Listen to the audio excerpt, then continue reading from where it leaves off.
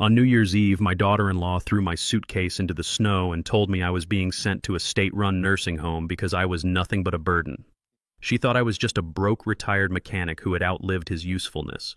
She had no idea that the mansion she was standing in, the luxury car she drove, and the very ground beneath her high heels actually belonged to me. By the time she found out the truth, it was too late to say sorry. My name is Booker Lewis, and I am 70 years old. What happened that night changed everything I thought I knew about family.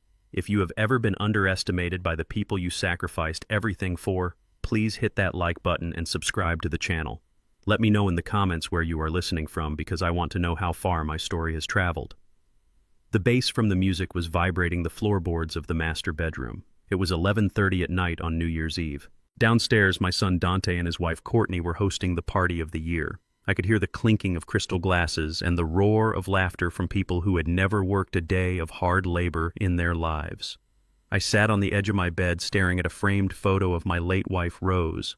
I just wanted to sleep. My knees were aching from the cold front moving in, and the noise was making my head pound. I was wearing my favorite flannel shirt and a pair of comfortable work pants. They were clean, but they were old, just like me. Suddenly, my bedroom door flew open without a knock. It was Courtney.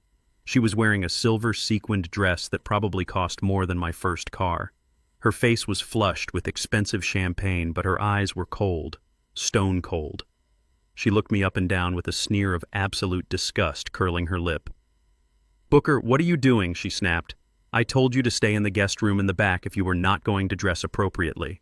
One of the investors just saw you walking to the bathroom looking like a janitor. You are embarrassing us." I stood up slowly, trying to ignore the pain in my joints. This was my house, or at least it used to be before I put it in Dante's name to help him look successful for his promotion. I looked at her and said, "Courtney, I live here. I needed to use the restroom. I am not going to hide in my own home." Courtney laughed, but it was a dry, sharp sound. "Your home? That is funny. You have not contributed a dime to this household in 6 months, Booker. You just sit here eating our food and using our heat. You are useless now. You are just a drain on our resources." She stepped into the room and grabbed the handle of my old leather suitcase, which was sitting in the corner. I had packed it earlier that morning just to reorganize my things, but I had not put them back yet. She dragged it toward the door. I asked her what she was doing. She did not answer. She marched down the hallway, dragging my life behind her. I followed her as fast as I could, my heart hammering in my chest. We reached the top of the grand staircase. Below us, about 50 guests were mingling in the foyer. The music stopped as they saw Courtney dragging the suitcase with me trailing behind her. Everyone looked up. I saw the judgment in their eyes. They saw an old black man in work clothes interrupting their elegant evening. Courtney stopped at the front door and threw it open. A gust of freezing wind and snow blew into the warm house. "We have made a decision," she announced loudly enough for everyone to hear. "Dante and I have decided that you require professional care. We booked a room for you at Sunny Hills Nursing Center. The van will be here in the morning. But frankly, I cannot stand the sight of you ruining my party for one more second." She heaved the suitcase out the door. It landed with a dull thud in the snowbank. "You can wait on the porch," she said. "Or go find a motel. I do not care. Just get out." I stood frozen. I looked for Dante, my son. The boy I had raised on my own after Rose passed. The boy whose college tuition I paid for by working double shifts at the steel mill and taking private contracting jobs until my fingers bled. Dante was standing by the fireplace holding a glass of scotch. He looked at me. I saw him hesitate. For 1 second I thought he would be the man I raised him to be. I thought he would step forward and defend his father. "Dante," I said softly. He looked at his wife. He looked at the wealthy investors he was trying to impress. Then he looked at the floor. "Sorry, Dad," he mumbled, barely moving his lips. "Courtney is really stressed out. Maybe it is for the best." The silence that followed broke my heart into more pieces than I could count. It hurt more than the arthritis. It hurt more than the time I broke 3 ribs on a construction site. My own son was throwing me away like garbage because his wife told him to. I did not scream. I did not beg. I have never begged a day in my life, and I was not going to start now. I walked past Courtney. She was smiling a victorious little smirk as if she had just taken out the trash. I stepped out onto the porch, and the cold air hit me like a physical blow. Courtney slammed the heavy oak door behind me. I heard the lock click. Then I heard the music start up again. They went right back to their party. I walked down the steps and picked up my suitcase. It was wet and heavy. The snow was falling hard now, covering the driveway. I shivered not just from the cold, but from the shock. I reached into my pocket to grab my phone. I needed to call my lawyer. I needed to call someone. I pulled out my phone and dialed, but the call failed immediately. I looked at the screen. No service. A text message popped up from the service provider. Your plan has been canceled by the account holder, Courtney. She had access to everything. She had cut off my phone before she even threw me out. She wanted me stranded. She wanted me helpless. I stood there at the end of the long driveway, looking back at the house. Through the large bay windows, I could see them laughing. I could see Dante pouring another drink. They thought this was the end of the story. They thought they had won. They forgot who I was. They saw a 70-year-old man in a flannel shirt. They forgot that I was the structural engineer who designed the very foundation that house stood on. They forgot that before I retired, I was the head of one of the biggest infrastructure firms in the state. I had spent a lifetime building things that could withstand hurricanes and earthquakes. Did they really think a little snow and a greedy daughter-in-law could break me? I turned my back on the house and started walking toward the main road. The wind was biting through my thin jacket. It was 3 miles to the nearest bus station. My hands were shaking, and my vision was blurry from the tears I refused to let fall. But with every step, the sadness was being replaced by something else. Something hotter. Something stronger. I was not just a father who had been kicked out. I was a man who had been betrayed.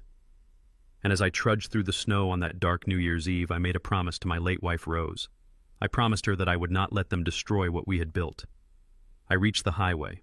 A single pair of headlights appeared in the distance. I did not know where I was going to sleep that night, but I knew one thing for sure. When I came back to this house, I would not be knocking on the door. I would be holding the deed.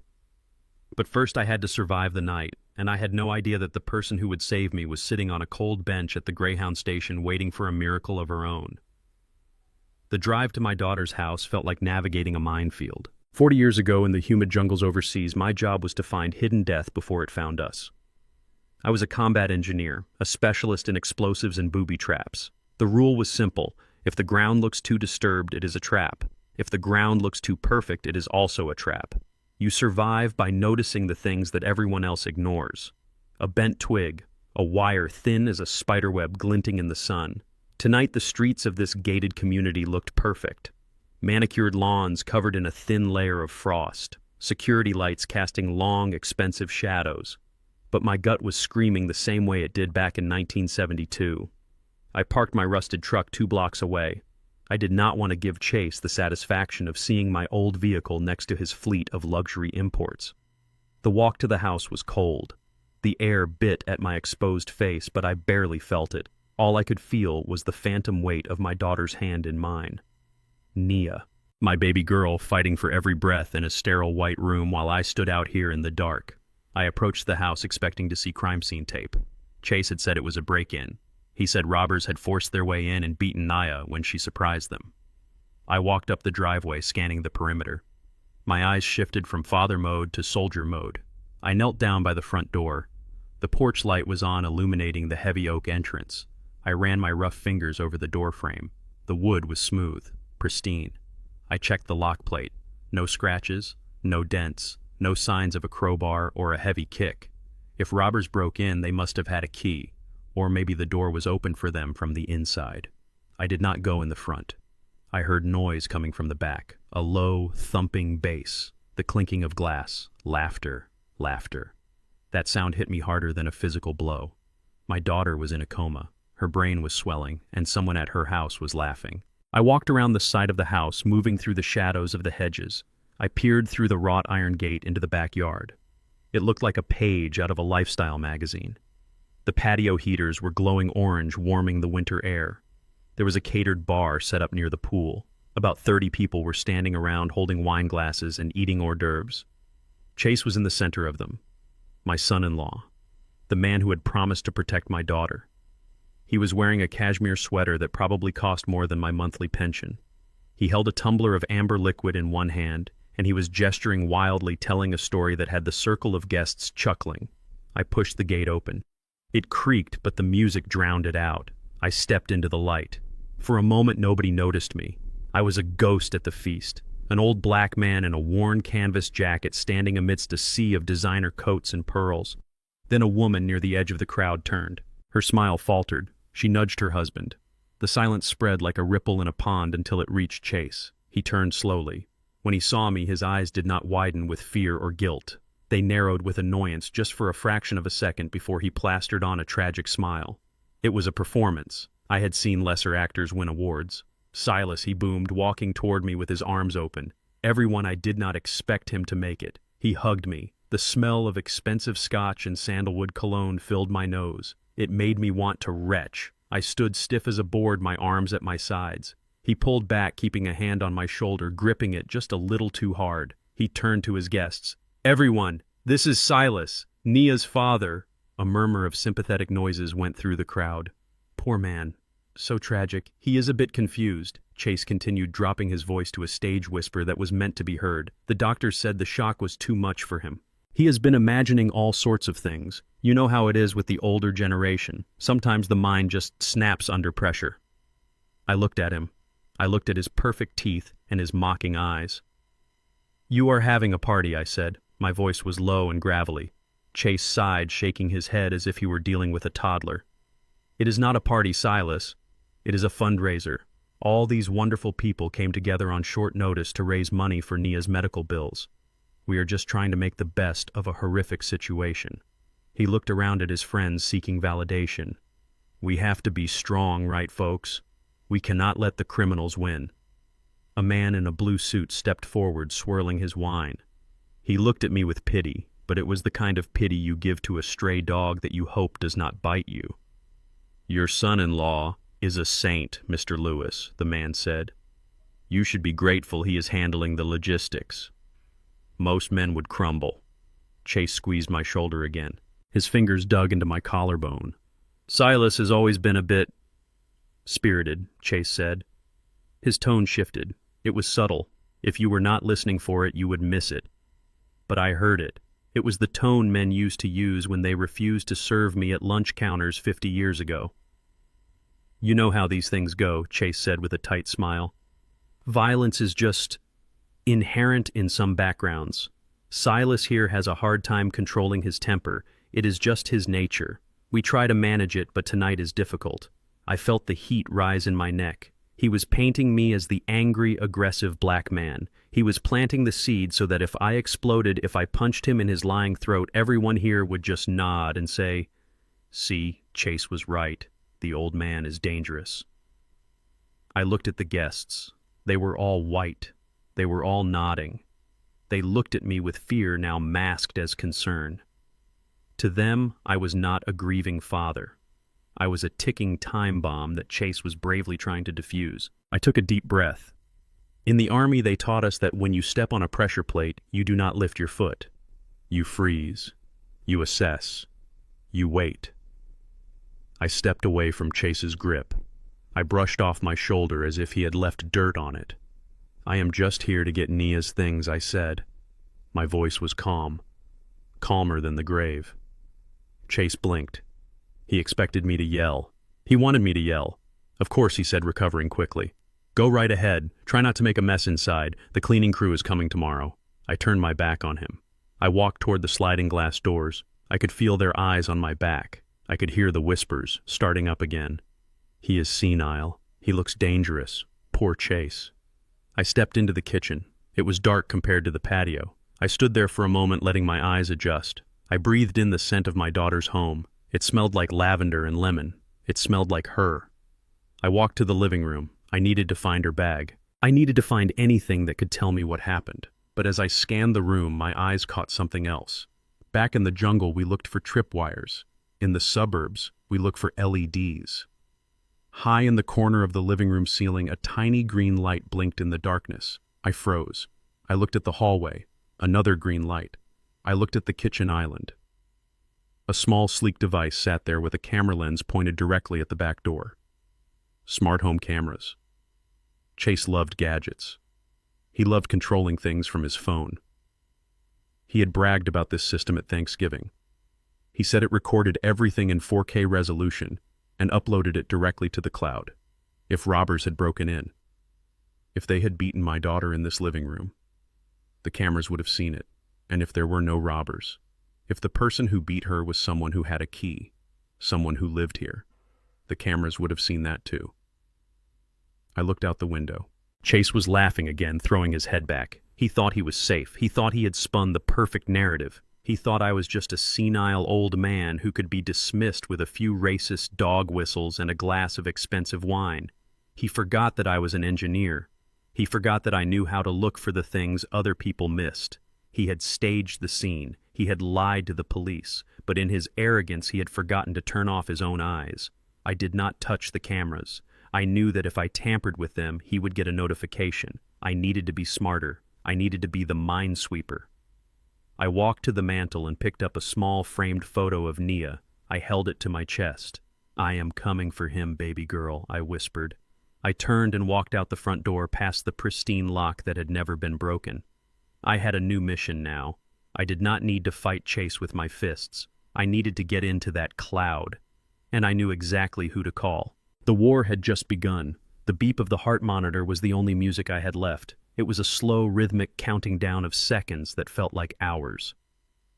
I sat in the plastic chair next to Nia's bed, holding her hand. Her skin felt paper thin. The doctor said she was stable, but the swelling in her brain was unpredictable. They used big words to tell me they did not know if she would ever wake up. I had just come back from the party at her house. The image of Chase laughing with a drink in his hand was burned into my retinas. I wanted to tell her what I saw. I wanted to tell her that her husband was celebrating while she was fighting for her life. But I stayed silent. I just squeezed her hand, hoping my calloused palm could transfer some of my strength to her. Then the door opened. The air in the room changed instantly. It went from sterile to suffocating. Chase walked in. He had changed out of his party clothes. Now he was wearing a somber gray suit, the kind you wear when you want to look like a grieving victim for the cameras. He did not look at Nia. He looked at the machines. He looked at the expensive equipment keeping her alive, and his face tightened. "You are still here, Silas," he said. His voice was not loud, but it carried an edge that cut right through me. "I am not leaving her," I said. I did not look up. Chase walked over to the foot of the bed. He picked up the medical chart and flipped through it with the casual arrogance of a man checking a restaurant bill. "We need to be realistic," he said, closing the chart with a snap. "The doctors say the prognosis is poor. Keeping her on these machines is delaying the inevitable. It is cruel, Silas. Cruel to her. And frankly, it is financially irresponsible." I looked up then. Financially irresponsible. My daughter was lying there, and he was talking about money. "She is fighting," I said. "I can feel it." Chase let out a short, sharp laugh. "That is your grief talking, old man. Listen, I spoke to the hospital administrator. My insurance plan has a clause about long-term vegetative states. They are not going to cover this indefinitely. In fact, they are cutting coverage effective tomorrow morning." He paused to let that sink in. He wanted to see me panic. "I am moving her to a hospice facility upstate," he continued. "It is quiet, cheaper. They will make her comfortable until she passes. It is time to let her go, Silas. You need to accept that." I stood up. My knees popped, but I ignored the pain. "You are trying to kill her," I said. "You are trying to rush this because you do not want her to wake up." Chase stepped closer to me. He was taller than me, younger than me, and he smelled like mints and arrogance. He leaned down so his face was inches from mine. "Watch your mouth, old man," he whispered. "You are a guest in this city. You are a guest in this hospital. I am the husband. I hold the power of attorney. I decide when the plug gets pulled. Not you." He poked a finger into my chest. "Go back to your dirt farm, Silas. Go back to the country and die in your rocking chair. You are out of your depth here. Stop wasting my money and stop wasting my oxygen." He turned and walked out of the room without even touching his wife's hand. I stood there shaking. Not from fear, but from a rage so hot it felt like lava in my veins. But then the rage turned into something else. A sharp, stabbing pain in my chest. I stumbled into the small bathroom attached to the hospital room. I locked the door and gripped the sink. My reflection in the mirror looked like a stranger. Gray stubble, sunken eyes. I coughed, a deep, wet cough that rattled my ribs. I spat into the white sink. Bright red blood swirled down the drain. I washed it away quickly, running the tap water cold. I had been hiding this for months. The doctors back home called it advanced lung fibrosis, a souvenir from years of inhaling dust and chemical fumes in the engineering cores. They gave me 6 months. That was 4 months ago. I wiped my mouth with a paper towel. I was dying. Chase was right about that. I did not have years. I might not even have weeks. But I had today. I stared at myself in the mirror. Chase wanted to move her to a hospice because a hospice does not ask questions about bruises. A hospice does not investigate. A hospice just writes a time of death and closes the file. And then the payout comes. It hit me like a physical slap. The insurance. Not the medical insurance he was complaining about, but the life insurance. Nia had mentioned it once on a phone call. She said Chase insisted on increasing their policies. $5 million. Double indemnity for accidental death, like a home invasion. He needed her to die from her injuries. If she woke up, she could talk. If she survived, the payout disappeared. He was not just a bad husband. He was an investor cashing out a failing asset. I unlocked the bathroom door and walked back to Nia's side. I looked at her bruised face. I looked at the way her arm was positioned. Nia, I whispered, I need you to help me. I need you to tell me where he slipped up. I closed my eyes, trying to remember every conversation we had in the last year. Nia complained about Chase constantly. She said he was controlling. She said he was paranoid. She said he watched the nanny like a hawk. He watches everything, Dad, she had said. He even put cameras in the hallway to watch the cleaning lady. I feel like I am living in a prison. My eyes snapped open. The cameras. I had seen the ones in the living room and the kitchen. But a man like Chase, a man obsessed with control and ownership, he does not stop at the kitchen. If he thought the cleaning lady was stealing silver, he would watch the silver. But where did he keep his real secrets? Where did he keep his safe? Where did he keep the things he truly valued? The master bedroom. If there were cameras downstairs, there had to be cameras upstairs. Hidden ones. Ones he used to spy on Nia when he was away on his business trips. And if those cameras were rolling the night of the attack, they did not just record a break-in. They recorded the truth. Chase thought he was smart. He thought he had scrubbed the security footage from the main server.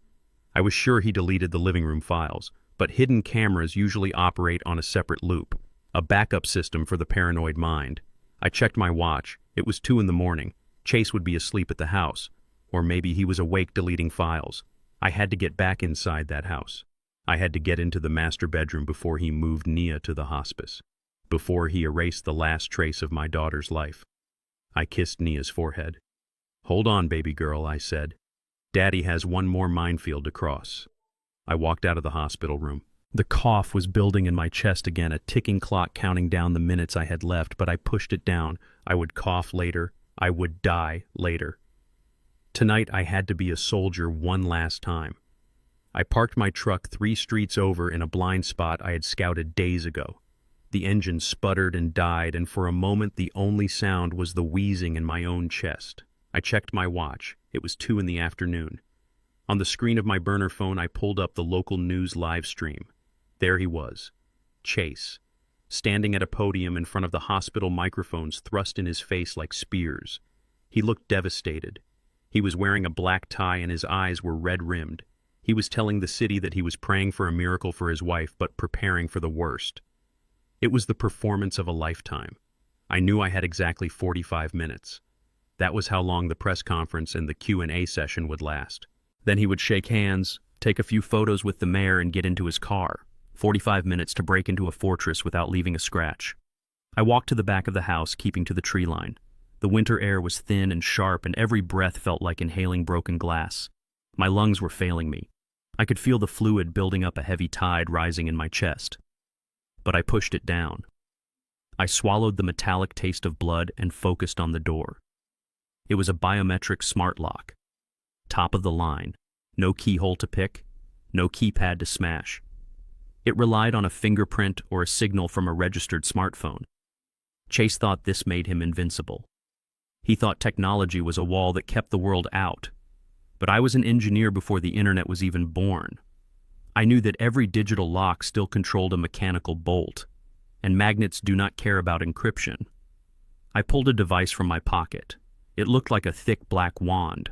I had built it in my garage the night before, using parts from an old microwave and a solenoid starter from a lawnmower.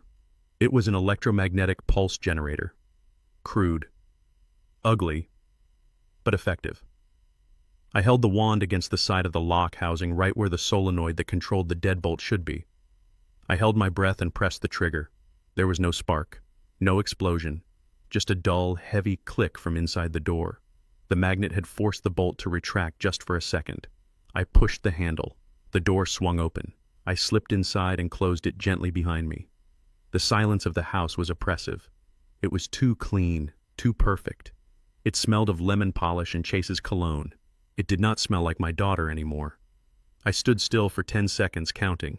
I needed to see if the alarm panel on the wall would start beeping.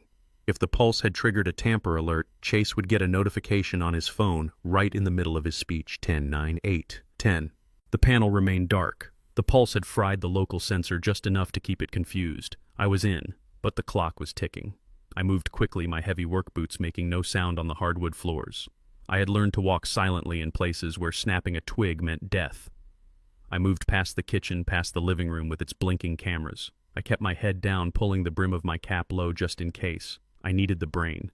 Every smart house has a brain, a hub where all the data goes. Chase was a control freak. He would not trust the cloud with everything. He would have a local backup, a physical server where he kept the files he did not want the world to see. I knew where he would put it. The basement. I found the door to the lower level disguised as a panel in the hallway wainscoting. It was locked. This time I used a simple shim of thin steel to slide the latch. I was not worried about being gentle down here. No guests ever saw the basement. I descended the stairs. The air grew cooler. The hum of electronics grew louder. It sounded like a hive of angry bees. At the bottom of the stairs, I found a room that looked more like a bank vault than a basement. One wall was entirely glass, looking into a climate-controlled wine cellar. But I did not care about the wine. I cared about the rack of black servers humming in the corner, blinking with blue and green lights. This was it.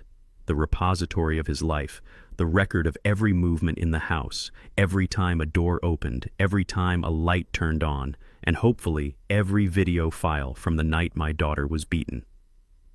I sat down in the expensive leather chair in front of the terminal. My hands were trembling. I wiped them on my pants. I could not afford to make a mistake. I tapped the keyboard. The monitors flared to life. 3 screens glowing with a harsh white light. Enter password.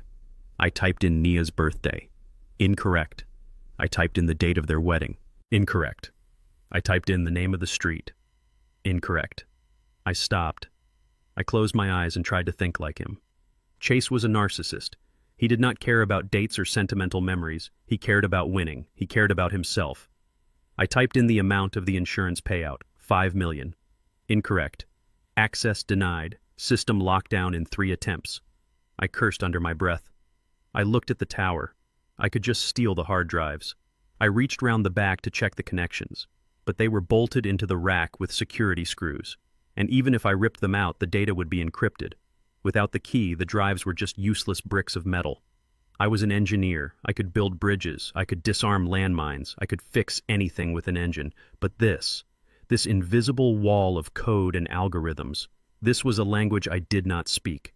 I slammed my fist on the desk. The pain shot up my arm, but it felt good. It felt real. I looked at the screen again. The cursor blinked at me, mocking my obsolescence. "You are too old, Silas," it seemed to say. "The world has moved on. You cannot save her." I checked my watch. 20 minutes gone. Chase would be finishing his speech. He would be checking his phone soon. I needed help. I needed someone who spoke this language. Someone who knew the dark alleys of the internet as well as I knew the jungle. And then I remembered him. Dante. Not the rich Dante from the fundraiser, but the kid from my old neighborhood. The skinny boy with the thick glasses who used to sit on my front porch using my Wi-Fi because his mother could not afford internet. I remembered the day the police came for him when he was 16. They said he had hacked into the school district's mainframe to change grades for the football team. They were going to throw the book at him. I was the one who went down to the station. I was the one who talked to the sergeant, a man I had served with in the reserves. I told him the kid had a gift and that sending him to juvenile detention would only make him a criminal. I got him released into my custody. I made him paint my fence and fix my truck. And in exchange, I bought him his first real computer server and told him to use his powers for good. That was 10 years ago. Dante was a man now, a ghost in the machine. He lived off the grid doing jobs that people did not talk about. I pulled out my burner phone. I hesitated. Dragging him into this was dangerous. Chase was powerful. If this went wrong, we could both end up in prison or worse. But then I thought of Nia. I thought of the blood in the sink. I thought of the hospice van coming tomorrow morning. I dialed the number. It rang once, twice. "Yeah," a voice answered, deep and guarded. "Dante, it's Silas." The line went silent for a moment. Then the voice softened just a fraction. "Pops, I haven't heard from you since the diagnosis." "You okay?" "I am not okay, Dante. I am inside a house in the suburbs. I am staring at a server with military-grade encryption, and I have about 15 minutes before a very bad man comes home to kill me." I heard the sound of a chair scraping and keys clacking on the other end. "Talk to me, Pops. What are we looking at? I need you to break a code, Dante. I need you to find a video file. I think my son-in-law tried to murder my daughter, and the proof is locked in this box." There was a pause. Then Dante's voice came back sharp and focused. "Plug your phone into the USB port on the terminal. Tether the connection. Give me a bridge and I will burn his castle down." I found the cable. I plugged it in. The screen flickered. "I am in," Dante said. "Whoa. This guy has layers. This isn't just a home server, Pops. This is a vault. Give me 60 seconds to bypass the firewall." I watched the screen. Lines of code began to cascade down the monitor like green rain. It was beautiful and terrifying. Suddenly the house lights flickered. "What was that?" I asked. "He has a silent alarm linked to the failed password attempts," Dante said quickly. "He just got a notification. He knows someone is in the system." My heart hammered against my ribs. "How much time, Dante?" "He is probably calling the police right now, or private security. You need to get out, Pops." "Not without the files," I said. "I am not leaving without her." "I can't decrypt it that fast," Dante shouted. "Grab the drive in slot 3, the one with the red light. That is the master backup. Rip it out if you have to. I will crack it at my place. But you need to run." Now I dropped the phone. I reached for the server rack. I did not have a screwdriver. I grabbed the handle of the drive tray and braced my feet against the desk. I pulled with everything I had. The metal groaned, my chest burned. I summoned every ounce of strength left in my dying body. With a screech of tearing metal, the drive popped loose. I shoved it under my jacket. I grabbed my phone. I ran. I ran up the stairs, ignoring the burning in my lungs. I ran through the pristine hallway. As I reached the back door, I heard the sound of tires screeching in the driveway. Chase was home, and he was not alone. I drove like a madman through the city streets, my hands gripping the steering wheel so hard my knuckles turned white. The hard drive was tucked inside my jacket, burning against my chest like a brand. I ran 3 red lights. I did not care. The only thing that mattered was getting to Dante's safe house before Chase's private security team tracked my license plate. My lungs were screaming in protest, the fluid rattling deep in my chest with every breath, but the adrenaline was the only medicine keeping me upright. Dante lived in the basement of an abandoned textile factory in the industrial district. It was the kind of place that did not exist on Google Maps. I pulled my truck behind a pile of rusted shipping containers and killed the engine. The silence that followed was heavy and suffocating. I coughed into my sleeve, and when I pulled it away, there was more blood. I wiped it off and stepped out into the freezing wind. Dante was waiting for me at the heavy steel door. He looked different than the skinny kid I remembered. He was grown now, with tattoos climbing up his neck and eyes that had seen too much screen time and not enough sunlight. He did not say a word. He just ushered me inside and bolted the door behind us. The room was a cave of electronics. Monitors were stacked floor-to-ceiling cables running like vines across the concrete floor. The only light came from the blue glow of the screens. It smelled of ozone and stale coffee. "Give it to me," Dante said, extending his hand. I pulled the drive from my jacket. It felt heavy. He took it and plugged it into a docking station that looked like it had been built from spare parts of a spaceship. He sat down and his fingers flew across the mechanical keyboard. The sound was like heavy rain on a tin roof. I stood behind him, watching the lines of code scroll past. I did not understand the language of the machine, but I understood the tension in the room. "This encryption is nasty," Dante muttered without looking up. "AES 256-bit. But he got lazy with the salt. He reused a key from his corporate login. Classic narcissist. He thinks he is too smart to get caught." "How long?" I asked, my voice raspy. Dante hit the enter key with a flourish. "Done." The screen flashed green. A file directory popped up. My heart hammered against my ribs. I expected to see financial records. I expected to see emails to a mistress or offshore bank accounts. But there was only one folder. It was named Discipline. I felt a cold shiver run down my spine. Discipline. It was a word fathers used for children, a word the army used for soldiers. It was not a word a husband used for a wife. Open it, I said. Dante double-clicked. The folder opened, revealing dozens of video files. They were dated. The most recent one was from 3 nights ago, the night Nia ended up in the coma. Dante looked at me. His face was pale in the monitor light. Do you want me to play it, Pops? Play it. He clicked the file. A media player opened. The footage was shaky at first, then it stabilized. It was a point-of-view shot. The camera was mounted on someone's head or chest. I could see hands, manicured hands with a gold wedding band and a heavy Rolex. Chase's hands. The camera moved through the hallway of my daughter's house. I heard Chase's voice, but it was different. It was calm. Terrifyingly calm. You know the rules, Nia, his voice said through the speakers. We talked about this. When we are with the partners, you do not correct me. You do not interrupt me. You smile and you pour the wine. The camera turned into the kitchen. Nia was standing there. She was wearing her pajamas. She looked terrified. She was backing away, holding her hands up. Chase, please, she begged. Her voice was shaking. I didn't mean to. I just thought you got the figures wrong. You thought Chase mocked, stepping closer. The camera loomed over her. You are not paid to think, Nia. You are paid to look good. You are paid to be the trophy. Tonight you made me look weak. You made me look like I cannot control my own household. Chase, please stop, she cried, backing into the counter. I warned you, Chase said. This is for the brotherhood. This is how we maintain order. The brotherhood. The word hung in the air like poison. Then the violence started. I watched in horror as my son-in-law raised his hand. I saw the fist connect with my daughter's face. The camera did not look away. He did not turn it off. He wanted to see it. He wanted to record it. Nia fell to the floor. The camera looked down at her. She was crying, blood running from her nose. Get up, Chase commanded. Take it like a woman. He kicked her. I saw his expensive Italian leather shoe slam into her ribs. I heard the crack. It was the sound of a bone breaking. It was the sound of my heart shattering. I watched him grab her by the hair and drag her toward the stairs. She was screaming, but he was lecturing her. He was giving a speech about respect and hierarchy while he beat the life out of her. See this, guys, he said, addressing the camera directly. This is what happens when the asset forgets its place. You have to reset the factory settings. You have to show them who is the architect of their reality. He threw her down the stairs.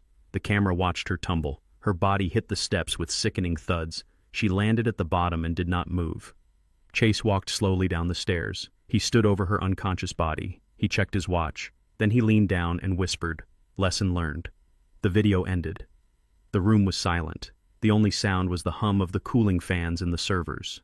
I was holding a glass of water Dante had given me. I did not remember picking it up. My hand tightened. The glass exploded. Shards of glass drove into my palm. Water and blood mixed on the concrete floor, dripping from my clenched fist. I did not feel the pain. I felt nothing but a black, bottomless hole where my soul used to be. I stood up. I turned toward the door. Where are you going? Dante asked. His voice was low and steady. I am going to kill him, I said. My voice did not sound like my own. It sounded like grinding stones. I am going to drive to that hospital. I am going to walk into that room. And I am going to tear his throat out with my bare hands. I reached for the door handle. My blood was boiling. I was back in the jungle. I was a soldier again. I knew how to kill a man. I knew a dozen ways to end a life in under 10 seconds. Chase was a soft man, a weak man. He would break like a twig. Dante stepped in front of the door. He blocked my path. Move, Dante, I warned him. You have Dante, No, Dante said. I grabbed him by the collar. I was 70 years old and dying of lung disease, but rage gave me the strength of 10 men. I shoved him against the steel door. He beat my baby girl, I roared. He filmed it. He laughed about it. He is going to unplug her tomorrow morning. I am not going to let him live another hour.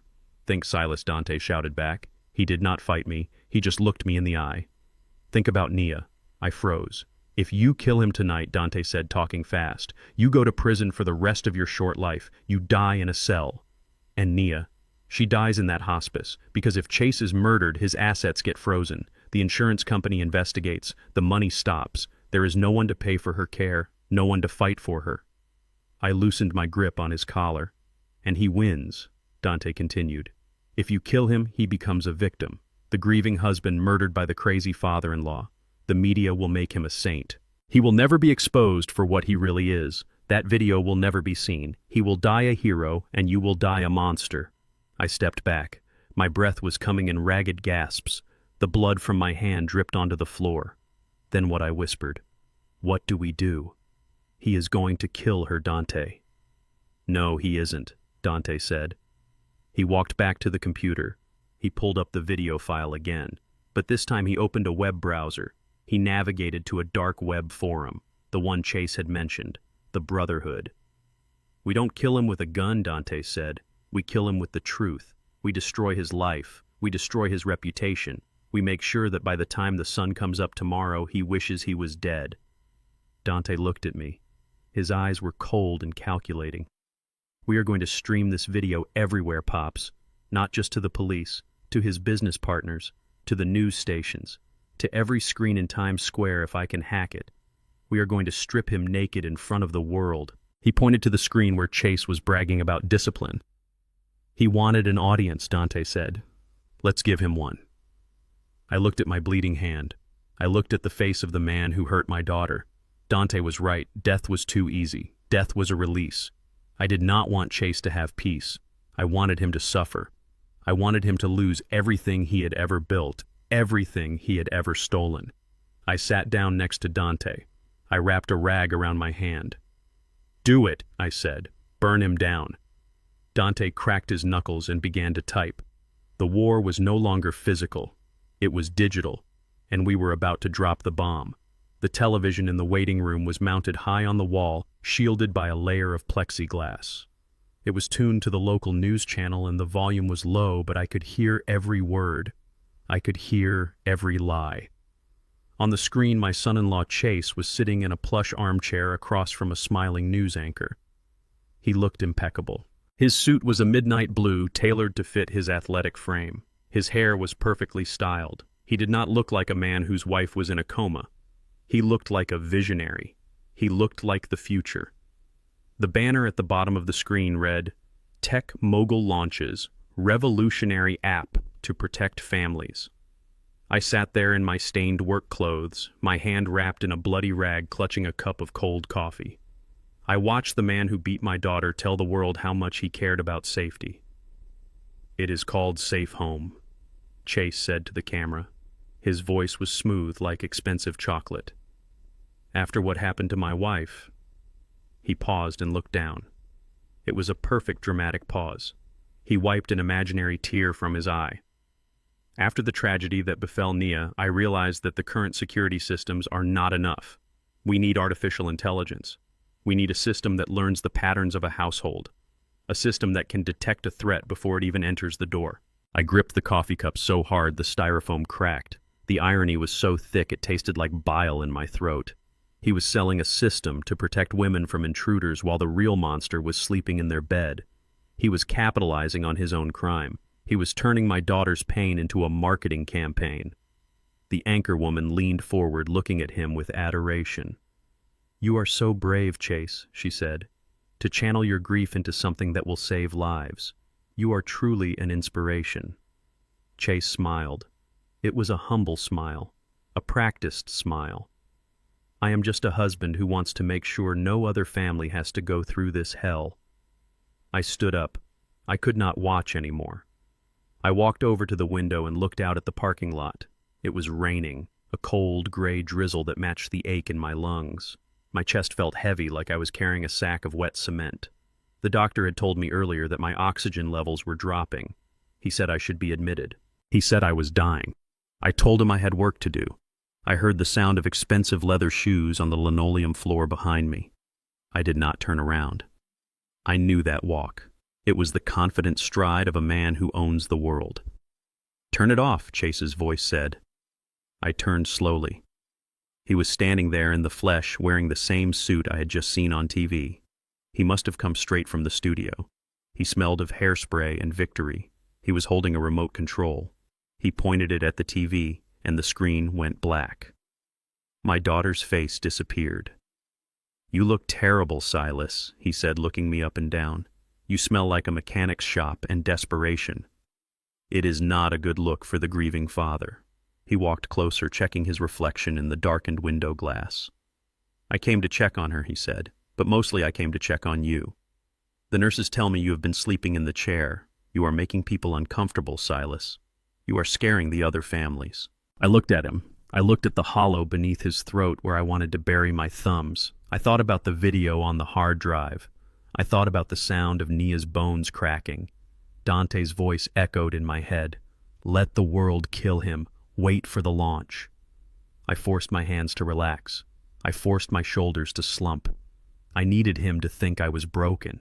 I needed him to think I was defeated. She is my daughter, Chase, I said.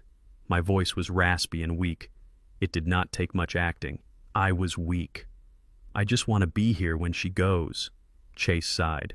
He reached into his pocket and pulled out a silver money clip. He peeled off a bill. It was a crisp $100 note. Benjamin Franklin looked up at me, judging me. Chase flicked the bill at me. It fluttered through the air and landed on the dirty floor between my boots. Here, he said. That is for a taxi to the airport, or a bus, whatever you people take. He stepped closer, invading my personal space. Launch day is tomorrow, Silas, the biggest day of my career. I have investors coming from Tokyo and London. I have the mayor coming to cut the ribbon. I do not want you here. I do not want your sad face and your poverty distracting from my moment. He pointed a manicured finger at my chest. Go back to your farm. Die there. Do us both a favor. If I see you here tomorrow, I will have security remove you for trespassing, and then I will call the insurance company and tell them to pull the plug on Nia immediately. Do you understand me? I looked down at the money. It was the ultimate insult. He was buying my disappearance with pocket change. He thought everyone had a price. He thought he could control every variable in his life with money and intimidation. I bent down. My knees cracked. I reached out and picked up the bill. The paper felt cold. I stood up and looked him in the eye. I let a small tremor enter my hand. I let my eyes fill with tears of humiliation. You win, Chase, I whispered. I cannot fight you. I have no money. I have no power. I folded the bill and put it in my pocket. I will go, I said. I will pack my things. Just, please don't hurt her anymore. Chase laughed. It was a genuine laugh this time. A laugh of relief. He patted my cheek. It was a degrading gesture like petting a dog that you are about to euthanize. Smart choice, old man, he said. Now get out of my sight. He turned and walked toward Nia's room. He did not look back. He walked with the lightness of a man who has just discarded a heavy burden. I watched him go. And as soon as he disappeared around the corner, the tremor in my hand stopped. The tears in my eyes dried up. I reached into my pocket and touched the $100 bill. I would keep it. I would frame it. It would be the first dollar of my new fortune, the fortune I would build from the ashes of his empire. I walked to the elevator. I pushed the button for the lobby. Chase thought he had cleared the board. He thought he had removed the only obstacle in his path. He was so blinded by his own arrogance that he did not see the trap I had laid. He was launching Safe Home tomorrow. He was going to stand on a stage in front of the world and demonstrate his technology. He was going to show everyone how his system could detect a threat. Well, I was going to give him a demonstration he would never forget. I walked out of the hospital into the rain. A black sedan was waiting at the curb. The window rolled down. It was Dante. Did he buy it? Dante asked. I got in the car. I pulled the seatbelt across my chest. He thinks I am on a bus to nowhere, I said. Dante smiled, a cold, sharp smile. Good. Because the invitations for the launch party just leaked online. I got us front row seats. I looked at the hospital one last time. Sleep well. Chase, I said to the rain, enjoy your last night as a free man. Because tomorrow, the architect is coming to inspect your foundation, and I am going to bring the whole house down. We drove away into the gray city, leaving the hospital behind. But I was not leaving Nia. I was going to get the weapons I needed to save her. The drive to Dante's warehouse was silent. I used the time to breathe, to focus. In the army, they taught us that the most dangerous moment is right before the ambush. You have to be still. You have to be patient. Chase was the enemy, but he was also the target. And tomorrow at noon, he was going to walk into the kill zone. I closed my eyes, and for the first time in days, I slept. I dreamed of a bridge collapsing, I dreamed of steel twisting and concrete crumbling, and in the center of the dust cloud I saw Chase falling. I woke up when the car stopped. We were back at the warehouse. Dante turned to me. "Are you ready, Silas?" he asked. I touched the pocket where the money was. "I have been ready for 40 years, I said. We walked into the darkness of the warehouse where the servers were humming, waiting to unleash the truth. The countdown had begun. Dante paced back and forth in the cramped server room, his shadow dancing against the concrete walls. He was holding a can of energy drink in one hand and a tablet in the other. He looked like a general before a battle, but his army was just me. A dying old man with a cough that tasted like rusted iron. "We have a problem," Pops, Dante said, stopping in front of the monitors. "I have been running simulations. If we upload the video to YouTube or Twitter, Chase's algorithm will flag it in seconds. He owns a piece of the content moderation software they use. It will be scrubbed before it gets 100 views. And if we send it to the news stations, his lawyers will hit them with an injunction before they can air a single frame." I sat on a metal folding chair, wiping the sweat from my forehead. The pain in my chest was a constant dull roar now, like a heavy engine idling in neutral. "So we are blocked?" I asked. "Digitally, yes," Dante said. "He has built a fortress around his reputation. We cannot breach the firewall from the outside." I looked at the blueprint of the convention center displayed on the main screen. It was a massive glass and steel structure downtown, the venue for the Safe Home launch. "If we cannot hit him from the outside," I said, my voice raspy, "we have to hit him from the inside." Dante looked at me. "What do you mean?"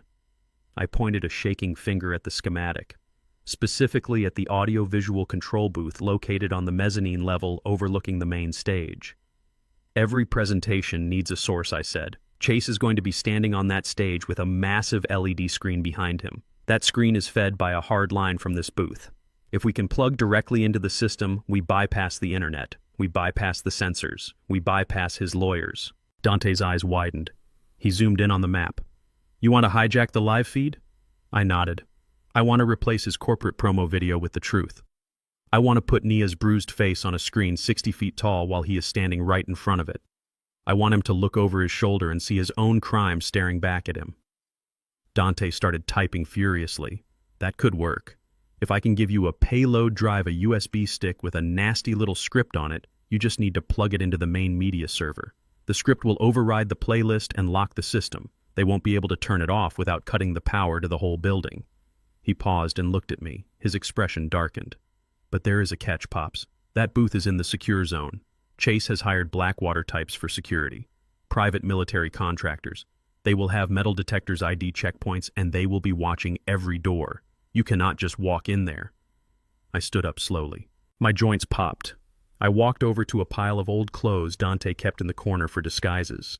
I pulled out a gray jumpsuit. It was stained with oil and grease. It looked exactly like the uniform I used to wear at the steel mill 30 years ago. I picked up a name tag that read "Maintenance." "They are looking for a hacker, Dante," I said. "They are looking for a disgruntled employee or a corporate spy. They are looking for someone who matters." I held up the jumpsuit.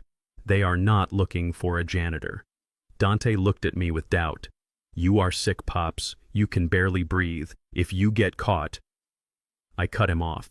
"If I get caught, I die. If I stay here, I die. At least this way, I die on my feet."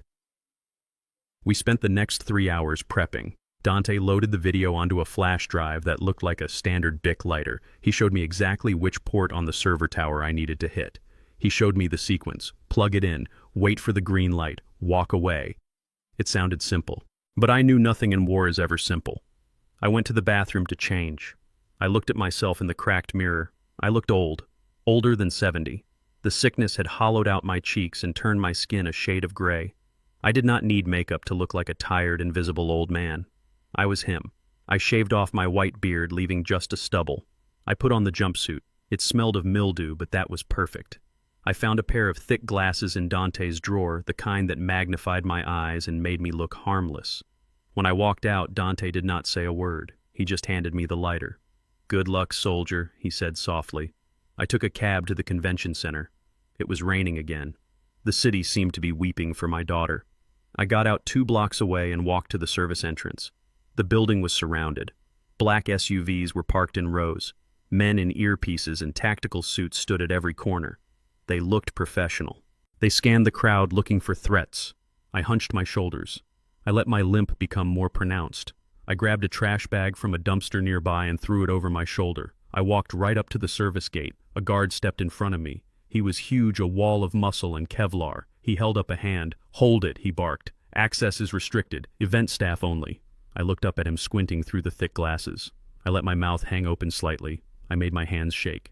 "Delivery," I mumbled, pointing at the bag. Supervisor said, "Trash. Back door."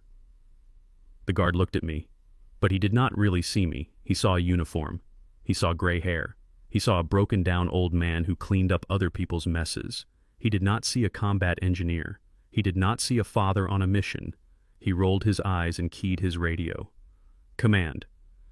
I got a janitor at the south gate. Looks like he is lost. Clear him," a voice crackled back. "We need the bins emptied before the VIPs arrive." "Just search the bag."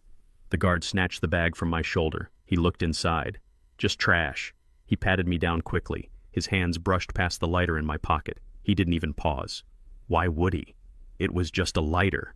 "Go ahead," he grunted, stepping aside. "Keep out of sight. Mr. Chase wants the hallways clear." "Thank you, sir," I wheezed. "God bless you, sir." I shuffled past him. My heart was pounding against my ribs like a trapped bird, but I kept my pace slow. Shuffle. Cough. Look down. I was in. The interior of the convention center was a different world. The lobby was transformed into a shrine to Chase. Massive banners hung from the ceiling bearing his smiling face and the slogan, "Safe home protection you can trust." Waiters in tuxedos were setting up champagne towers. Technicians were testing the lights, turning the hall into a kaleidoscope of blue and silver. It was beautiful. It was expensive. It was a lie built on my daughter's bones.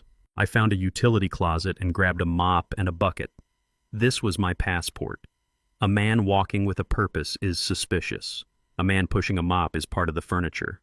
I navigated the corridors, moving toward the mezzanine. The pain in my lungs was getting worse. Every breath was a struggle against the fluid filling my chest. I coughed into my sleeve and saw fresh blood. I swallowed it down. Not yet. I could not collapse yet. I reached the stairs leading to the control booth. A sign read, "Restricted area authorized tech personnel only." 2 more guards stood at the top of the stairs.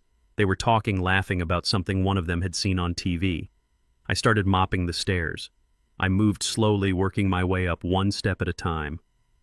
Dip the mop, swirl the water, step up. "Hey, Pops," one of the guards called out. "You can't be up here. Tech crew only." I stopped and looked up. I wiped my forehead with a dirty rag. "Spill on the landing," I said, pointing vaguely upward. Supervisor said coffee spill. "Sticky. Boss man will slip." The guards looked at each other. They didn't want to deal with a spill. They didn't want to deal with a senile janitor. "Make it quick," the guard said, "and stay quiet. They are doing a sound check." I nodded and continued up. My legs were burning. The bucket felt like it weighed a ton. I reached the landing and pushed past them, keeping my head down. I was 10 feet from the door of the control booth. Through the glass window I could see the bank of servers. I could see the technicians wearing headsets staring at their screens. I pushed the door open. The cool air of the server room hit my face. A young technician spun around in his chair. "Hey, who let you in here?" I dragged the bucket in and let the door close behind me. "Trash," I mumbled, holding up a wastebasket I had grabbed from the hall. "Emptying trash." The tech sighed and turned back to his screen. "Just don't touch anything. We go live in 20 minutes. I moved behind him. I scanned the rack. There it was, the main media server, the blinking blue light that marked the input port. I reached into my pocket and gripped the lighter. My hand was shaking uncontrollably now. The adrenaline was wearing off, leaving only the sickness and the pain. I had to be precise. One wrong move and they would see me. One fumble and the drive would drop. I took a deep breath, inhaling the ozone and the cold air. "I am here, Nia," I thought. "Daddy is here." I leaned down, pretending to tie my shoe right next to the server tower. The technician was busy typing commands for the lighting queue. He did not look down. I pulled the lighter out. I uncapped it. I reached out with my trembling hand and guided it toward the USB port. The metal clicked against the casing. The technician stiffened. What was that? He started to turn his chair. I jammed the drive in. The light on the stick flashed from red to green. Payload delivered. I stood up quickly, too quickly. The room spun. Black spots danced in my vision. Nothing, son, I said, leaning on my mop handle, just my old knees cracking. The technician looked at me suspiciously. He looked at the server. He did not see the tiny drive tucked into the back port. He looked back at me. Get out, he said. Now. I nodded. I am going. Good luck with the show. I walked out of the booth. I walked past the guards. I walked down the stairs. I did not stop until I reached the balcony overlooking the main floor. I found a dark corner behind a velvet curtain and sat down on the floor. I could not walk another step. I pulled out my phone and texted Dante. The fuse is lit. Below me, the lights dimmed. A hush fell over the crowd. The dramatic music swelled. Ladies and gentlemen, a voice announced over the speakers, please welcome the visionary behind Safe Home, Mr. Chase Miller. The spotlight hit the stage. Chase walked out waving to the applause. He looked like a king.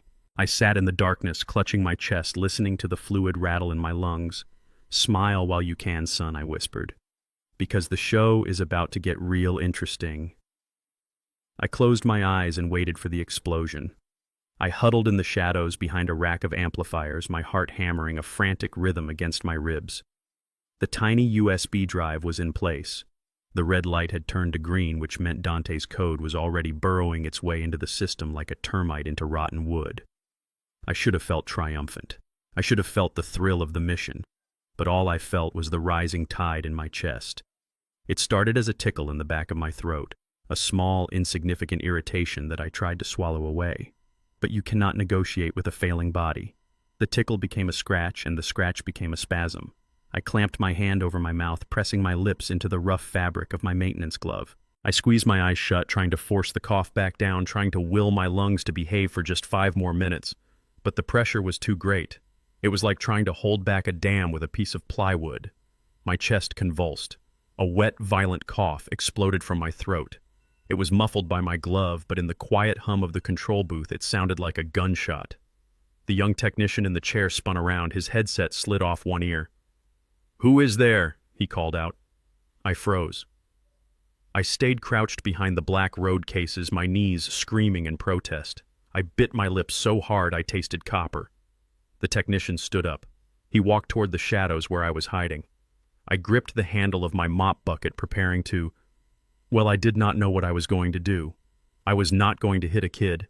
I was not a monster. Suddenly, the door to the booth hissed open. "Sit down, Lewis," a deep voice commanded. The technician stopped and turned. "Oh, Mr. Vargas." I thought I heard something back there. I peered through the gap between the cases.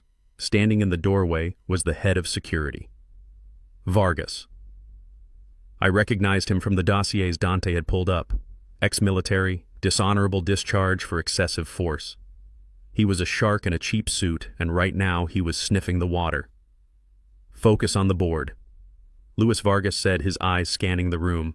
"We go live in 10 minutes. I don't want you jumping at shadows." The technician sat back down, muttering an apology. But Vargas did not leave. He stood there, his head tilted to the side, listening. He took a slow step into the room. I pressed myself tighter into the corner. My chest was burning. The cough was building again, a second wave crashing against the shore. I could feel the fluid bubbling up. I couldn't hold it. I coughed again, softer this time, but wet, horribly wet. Vargas spun toward my hiding spot. His hand went instantly to the holster inside his jacket. "Who is back there?" he barked. "Come out. Now." I had no choice. I could not fight him. I was a 70-year-old man with stage 4 cancer. He would snap me in half before I could throw a punch. I had to play the role. I had to be the harmless, invisible janitor. I used the mop handle to pull myself up. I let my shoulders slump. I let my mouth hang open in a confused, senile gape. "Just me, sir," I wheezed. My voice was thick with phlegm. "Just cleaning the spills, sir." I stepped out of the shadows, pushing the yellow bucket in front of me like a shield. Vargas stared at me. His eyes were cold, hard flint. He looked at my jumpsuit. He looked at my name tag. Then he looked at the floor where I had been crouching. His eyes narrowed. "What is that?" he asked, pointing. I looked down. On the pristine, black, anti-static floor there was a splatter. Bright red. Fresh blood. My blood. It shone under the LED lights like a beacon. I tried to cover it with my boot, but I was too slow. Vargas stepped forward, pushing the technician's chair out of the way. He knelt down and touched the spot with a gloved finger. He looked at the red stain on the tip of his glove. Then he looked up at me. "You are sick, old man," he said. "Just a nosebleed, sir." I lied. Dry air. Very dry. Vargas stood up slowly. He did not buy it. I could see the gears turning in his head. A janitor in a restricted zone. A janitor who coughs blood. A janitor who looks familiar. He took a step closer to me. He reached out and grabbed my chin, tilting my face up to the light. I tried to pull away, but his grip was like iron. He peered through my thick glasses. "I know you," he whispered. "I saw your picture." My blood ran cold. He had seen the briefing. Chase must have shown them my photo. The crazy father-in-law. The threat. Vargas smiled a cruel, predatory smile. "You are the father, the one who wants to ruin the party." He reached for his radio with his other hand. "Command, this is Vargas. I have an intruder in the audio-visual booth. Sector 4, send backup, and tell Mr. Chase I have a present for him." This was it. The mission was over. I was going to be arrested. The drive would be found. Nia would die alone. No. I was an engineer. I solved problems. And right now, Vargas was the problem. I looked at the environment. The server rack to my left. The mop bucket in front of me. The heavy-duty power strip on the floor powering the entire console. I did not have a weapon, but I had water. And I had electricity. As Vargas keyed his radio, I kicked the bucket. It was not a clumsy stumble. It was a calculated strike. The yellow bucket tipped over, sending 2 gallons of soapy gray water cascading across the floor. "Hey," Vargas shouted, jumping back. The water moved fast. It washed over his expensive shoes. It washed over the bloodstain. And it washed right into the open sockets of the main power strip. I squeezed my eyes shut and turned away. The sound was deafening. A crack like a whip, followed by the angry buzz of arcing electricity. Sparks showered the room like fireworks. The technician screamed and threw himself away from the console. The lights in the booth flickered and died. Then the emergency klaxons began to wail. "Fire!" Vargas yelled, backing away from the smoking outlet. "The fire suppression system is going to blow. Get out." Smoke began to fill the small room. Acrid, biting smoke that smelled of melting plastic. In the chaos, Vargas lost his grip on me. He was too busy trying to keep the technician from panicking. I did not wait for an invitation. I dropped the mop and ran. I ran out of the booth and into the hallway. The emergency lights were flashing, strobing red against the walls. People were coming out of doors looking confused. Guards were running toward the booth, shouting into their radios. I blended into the confusion. I hunched my back and shuffled faster, keeping my head down. "Hey, you," a guard shouted as I passed. "Get to the exit." "Yes, sir." I coughed. "Going now, sir." I made it to the stairwell. I grabbed the railing and hauled myself down the steps. My lungs were on fire. Every breath was a knife. I was drowning in my own body. I reached the ground floor. The service exit was just ahead. I could see the gray light of the rainy afternoon spilling through the open loading dock doors.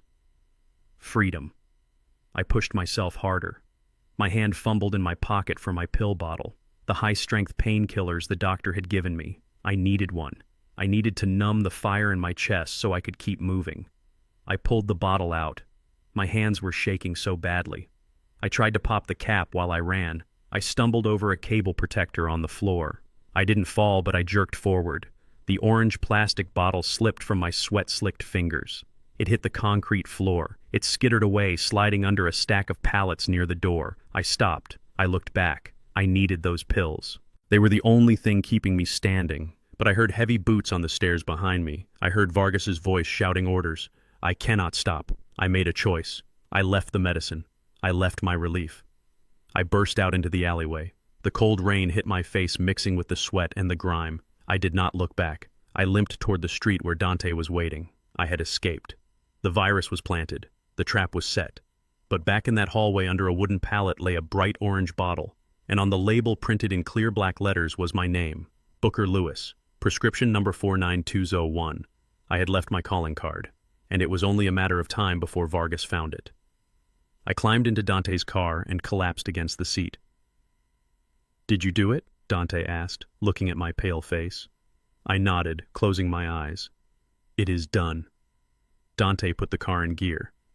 "You look like you walked through hell, Pops." I chuckled a wet, gurgling sound. "I did, son," I whispered, and I left the door open behind me.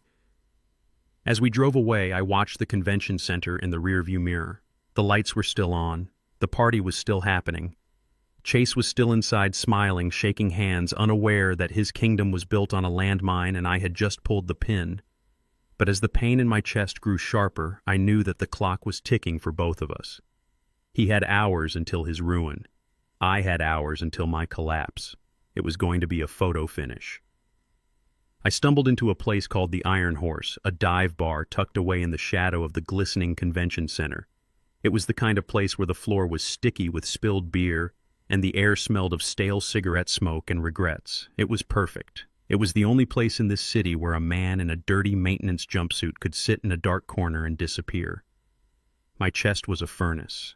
I had left my pain medication on the floor of the convention center hallway, and now my body was making me pay the price. Every breath was a jagged shard of glass tearing through my lungs. I ordered a double shot of the cheapest whiskey they had. I did not drink it for the taste. I drank it because I needed to numb the fire inside me just enough to keep my hands steady for one more hour. Above the bar, mounted on a wall that had not seen a fresh coat of paint in 20 years, was a flat-screen television. It was tuned to the national broadcast. The volume was turned up, and for once the regulars at the bar were not talking about football or horse racing. They were watching the show. They were watching him. The camera swept across the interior of the convention hall. It was a sea of faces. Thousands of people. Tech journalists in trendy glasses, investors in expensive suits, and ordinary citizens who had bought tickets just to be close to the greatness of Chase Miller. The stage was a masterpiece of minimalist design. A massive black floor, a single spotlight, and behind it a screen that stretched 60 feet high and 100 feet wide. The lights in the hall dimmed. A hush fell over the crowd, the kind of silence usually reserved for church services or funerals. Then the music started, a swelling orchestral piece that was designed to tug at the heartstrings. It built to a crescendo, and then he walked out. Chase. He looked like a god descending from Olympus. He walked to the center of the stage, bathed in a pool of white light. He stopped and looked out at the audience. He did not smile. He looked humble. He looked burdened. He looked like the weight of the world was resting on his tailored shoulders. The applause was deafening. I watched the patrons in the bar, nodding along. "He is a good man," the bartender said, wiping a glass with a dirty rag. "Dealing with all that tragedy and still working to save lives. That is a real man right there." I gripped my whiskey glass so hard I thought it would shatter. If only they knew. If only they could see the blood on his hands, the same hands that were currently waving to the crowd. Chase raised a hand, and the applause died down instantly. He had them in the palm of his hand. He was the conductor, and they were his orchestra. "Thank you," he said softly into the microphone. His voice was cracked with emotion. "A perfect performance. Thank you for being here. Thank you for your support during the darkest days of my life." He paused and looked down at his shoes. He took a deep breath as if gathering his strength. "We all think our homes are our castles," he continued. "We think that once we lock the door we are safe. We think that the monsters are outside. But the truth is the world has changed. The threats are smarter, they are faster, and sometimes they strike when we are most vulnerable." He turned and pointed to the massive screen behind him. A photo appeared. It was Nia. But it was not the Nia I saw in the hospital bed. It was not the Nia with the swollen face and the broken ribs. It was a photo from 3 years ago taken on a beach in Maui. She was smiling, her hair blowing in the wind, looking radiant and happy. My daughter, my beautiful baby girl, used as a prop, used as a marketing tool to sell software. I felt the bile rise in my throat. I coughed and it turned into a hacking fit that drew stares from the other drinkers. I waved them off and downed the rest of the whiskey. The burn of the alcohol fought the burn of the cancer. "This is my wife Nia Chase," said his voice trembling. "She is the love of my life. And 3 nights ago she was taken from me. Not by death, but by a senseless act of violence. An intruder entered our home, a sanctuary that I thought was secure. And in a matter of minutes my world was destroyed." "Liar," I whispered to the empty glass. "You are the intruder." The camera zoomed in on Chase's face. A single tear rolled down his cheek. It was masterful. Hollywood actors spent years trying to perfect that single tear. Chase did it effortlessly because he was a sociopath. He did not feel grief. He felt self-pity. He felt like the victim because his property had been damaged. I blamed myself, Chase said. I am a tech CEO. I build security systems. How could I fail to protect my own family? I spent the last 3 nights sitting by her hospital bed, holding her hand, praying for a miracle. And in those long, dark hours, I had a revelation. He began to pace the stage, his energy building. Sensors on windows are not enough. Motion detectors are not enough. We need intelligence. We need a system that doesn't just see movement, but understands intent. We need a system that knows the difference between a delivery man and a predator. He stopped and spread his arms wide. That is why I created Safe Home. It is not just an alarm. It is a guardian. It uses military-grade behavioral analysis to scan anyone who approaches your door. It checks criminal databases in real time. It analyzes micro-expressions to detect aggression. It is the most advanced home protection system ever built. I looked at my phone. A text message from Dante popped up. I am monitoring the feed. The USB is active. The script is dormant but ready. We have total control of the audio and visual output. Just say the word pops. I looked back at the screen. Chase was now demonstrating the app on a giant projected phone screen. Let me show you how it works, he said. He tapped an icon. The screen showed a simulation of a house. Green lines scanned the perimeter. Imagine if I had this 3 nights ago, Chase said, his voice dropping to a whisper. Imagine if the system had warned me. Imagine if it had locked the doors and alerted the police before that monster could lay a hand on her. The bartender shook his head. Tragic. Just tragic. I could not take it anymore. Not take it. The hypocrisy was physically painful. He was using the crime he committed to sell the solution that would not have stopped him. He was the fox selling insurance to the hen house. I typed a reply to Dante. My fingers were thick and clumsy, but I managed to hit the keys. Is the audio synced? Yes, Dante replied instantly. We override the main mix. His mic will be cut. The video audio will take over. Do it, I typed. I hesitated for a second. My thumb hovered over the send button. I knew that once I did this, there was no going back. Chase would be destroyed, but so would my anonymity. Vargas would know exactly who planted that drive. The police would know. I would probably spend my final days in a jail cell or a hospital ward under arrest. But then I looked at Nia's smiling face on the screen. I remembered the sound of her laughter when she was a little girl. I remembered how she used to hold my hand when we crossed the street. I remembered the promise I made to her mother. Protect her, Booker. Protect our girl. I had failed to protect her from him. But I could protect her memory. I could protect her dignity. Chase was winding up for his big finish. I am doing this for Nia, he shouted, his voice echoing through the hall. I am doing this so that her suffering was not in vain. I am doing this so that no husband ever has to feel the pain I feel right now. I pressed send. Now. On the television screen, Chase froze. He looked confused. The massive image of Nia on the beach flickered. It distorted like a digital glitch. The audience murmured. Chase tapped his earpiece. Technical difficulties, he joked, trying to keep his cool. It seems even the best technology has gremlins. But it was not a gremlin. The screen went black for a heartbeat. The entire convention center plunged into darkness. The only light came from the thousands of cell phone screens in the audience. Then a sound tore through the silence. It was not orchestral music. It was not Chase's smooth voice. It was a thud, a sickening wet thud, the sound of a fist hitting flesh, then a voice booming over the massive concert speakers, amplified to a level that shook the walls. You know the rules, Nia. When we are with the partners, you do not correct me. Chase's face on the broadcast went pale. He looked back at the screen. No, he whispered. Cut the feed. Cut it. But the screen flared to life, and this time it was not a beach in Maui. It was a shaky, handheld video. It was the hallway of their home, and in the center of the frame, standing terrified in her kitchen, was Nia. The patrons in the bar stopped drinking. The bartender froze with the glass in his hand. On the screen, the video Chase slapped Nia. The sound was like a thunderclap. The audience in the hall gasped. A collective sound of 5,000 people realizing they had been deceived. Chase was running around the stage now, waving his arms at the control booth. Turn it off, he screamed. His voice was not on the microphone anymore, but the cameras caught his panic. "It is a hack. It is a deep fake. Don't look," but they could not stop looking. The video continued. The beating continued. Chase's voice narrated his own brutality. "This is for the Brotherhood. This is how we maintain order." I sat in the dark corner of the bar and took a sip of whiskey. The pain in my chest was still there, but for the first time in days, it felt bearable. I watched the empire crumble. I watched the hero turn into the villain in high definition.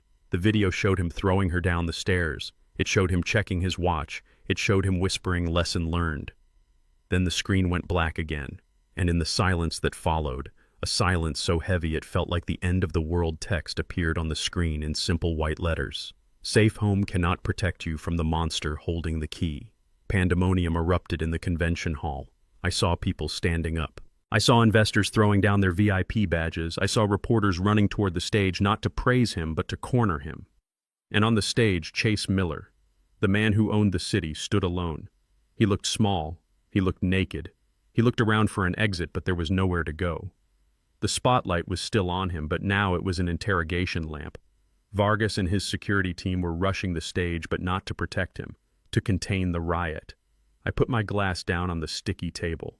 I pulled the $100 bill from my pocket, the one Chase had thrown at me in the hospital. I placed it under the glass as a tip. I stood up. My legs were shaky, but I stood tall. I walked out of the bar and into the rain. I could hear the sirens starting in the distance. They were coming for him. And I knew they would be coming for me too eventually. But I did not care. I had built a bridge over the chasm of his lies, and I had walked my daughter across it to the truth. I took a deep breath. The air tasted like rain and exhaust and victory. It was time to go back to the hospital. It was time to sit with my girl. The judgment day had arrived. And the verdict was guilty. The whiskey glass sat untouched on the sticky bar table in front of me. The liquid trembled slightly, not from an earthquake, but from the pounding of my own heart. I was sitting in the corner of the Iron Horse, but my spirit was hovering in that convention center hall 3 blocks away. I watched the television screen above the bar. I watched the man who had tried to bury my family stand in the spotlight of his own making. Chase Miller was approaching the climax of his speech. He was a master orator. He knew exactly when to lower his voice to a whisper to draw people in, and when to raise it to a shout to ignite their passion. He was pacing the stage, his movements fluid and practiced.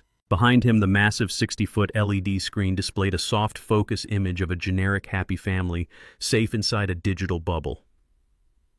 "I want to show you the future," Chase said, his voice echoing through the bar's speakers.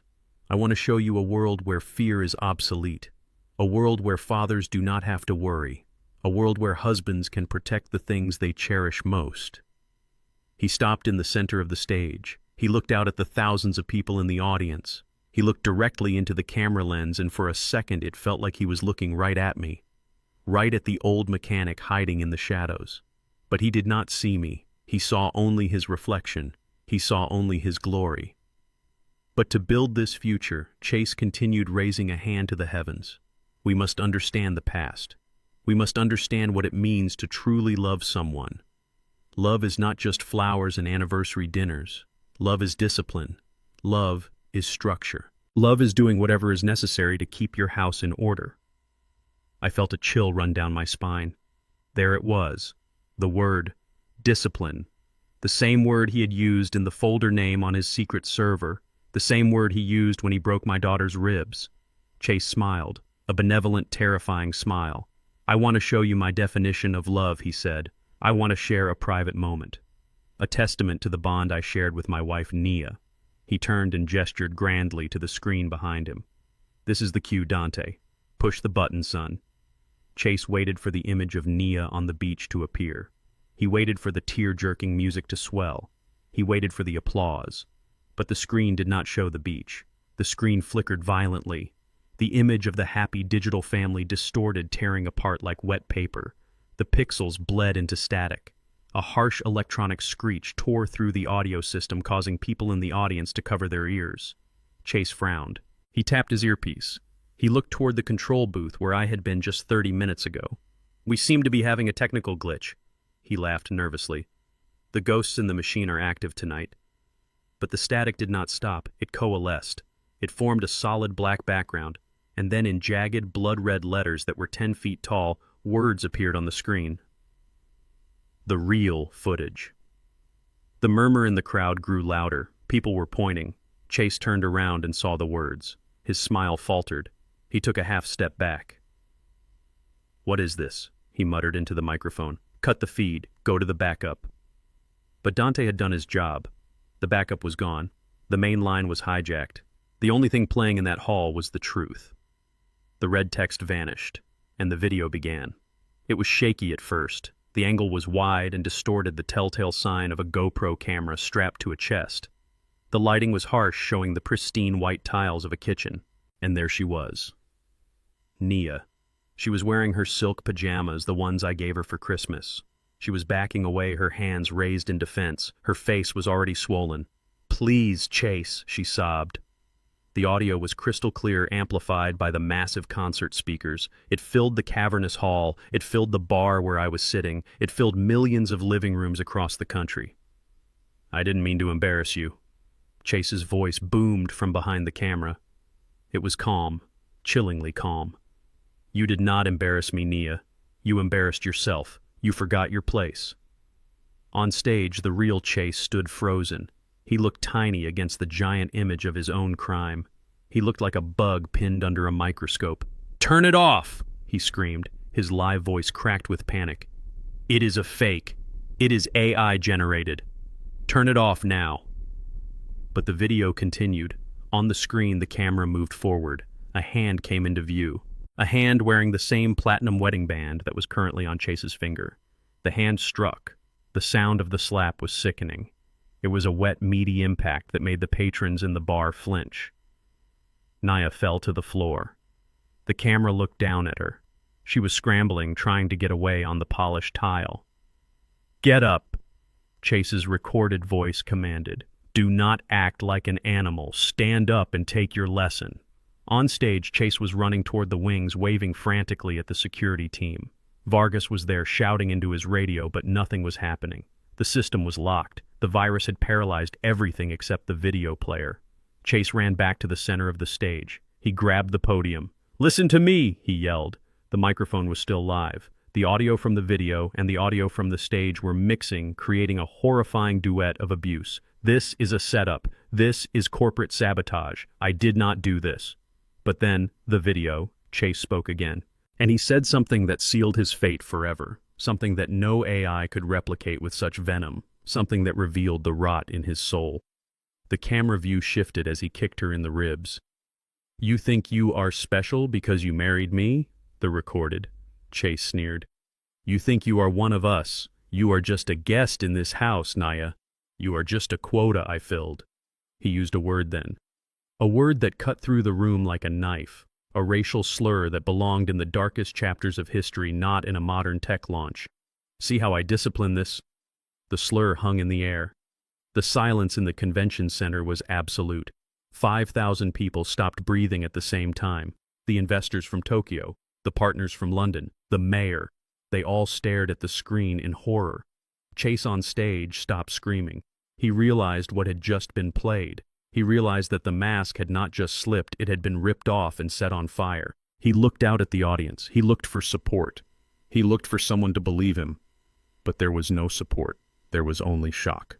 And then slowly a rising tide of revulsion. The video continued. It showed him dragging her by the hair. It showed him throwing her down the stairs. The camera captured every second of the fall, the way her body twisted, the way she hit the landing, and finally, the whisper. Lesson learned. The screen went black. For 5 seconds, there was no sound, no applause, no music, just the hum of the ventilation system. Then someone in the front row stood up. It was not to clap, it was to leave.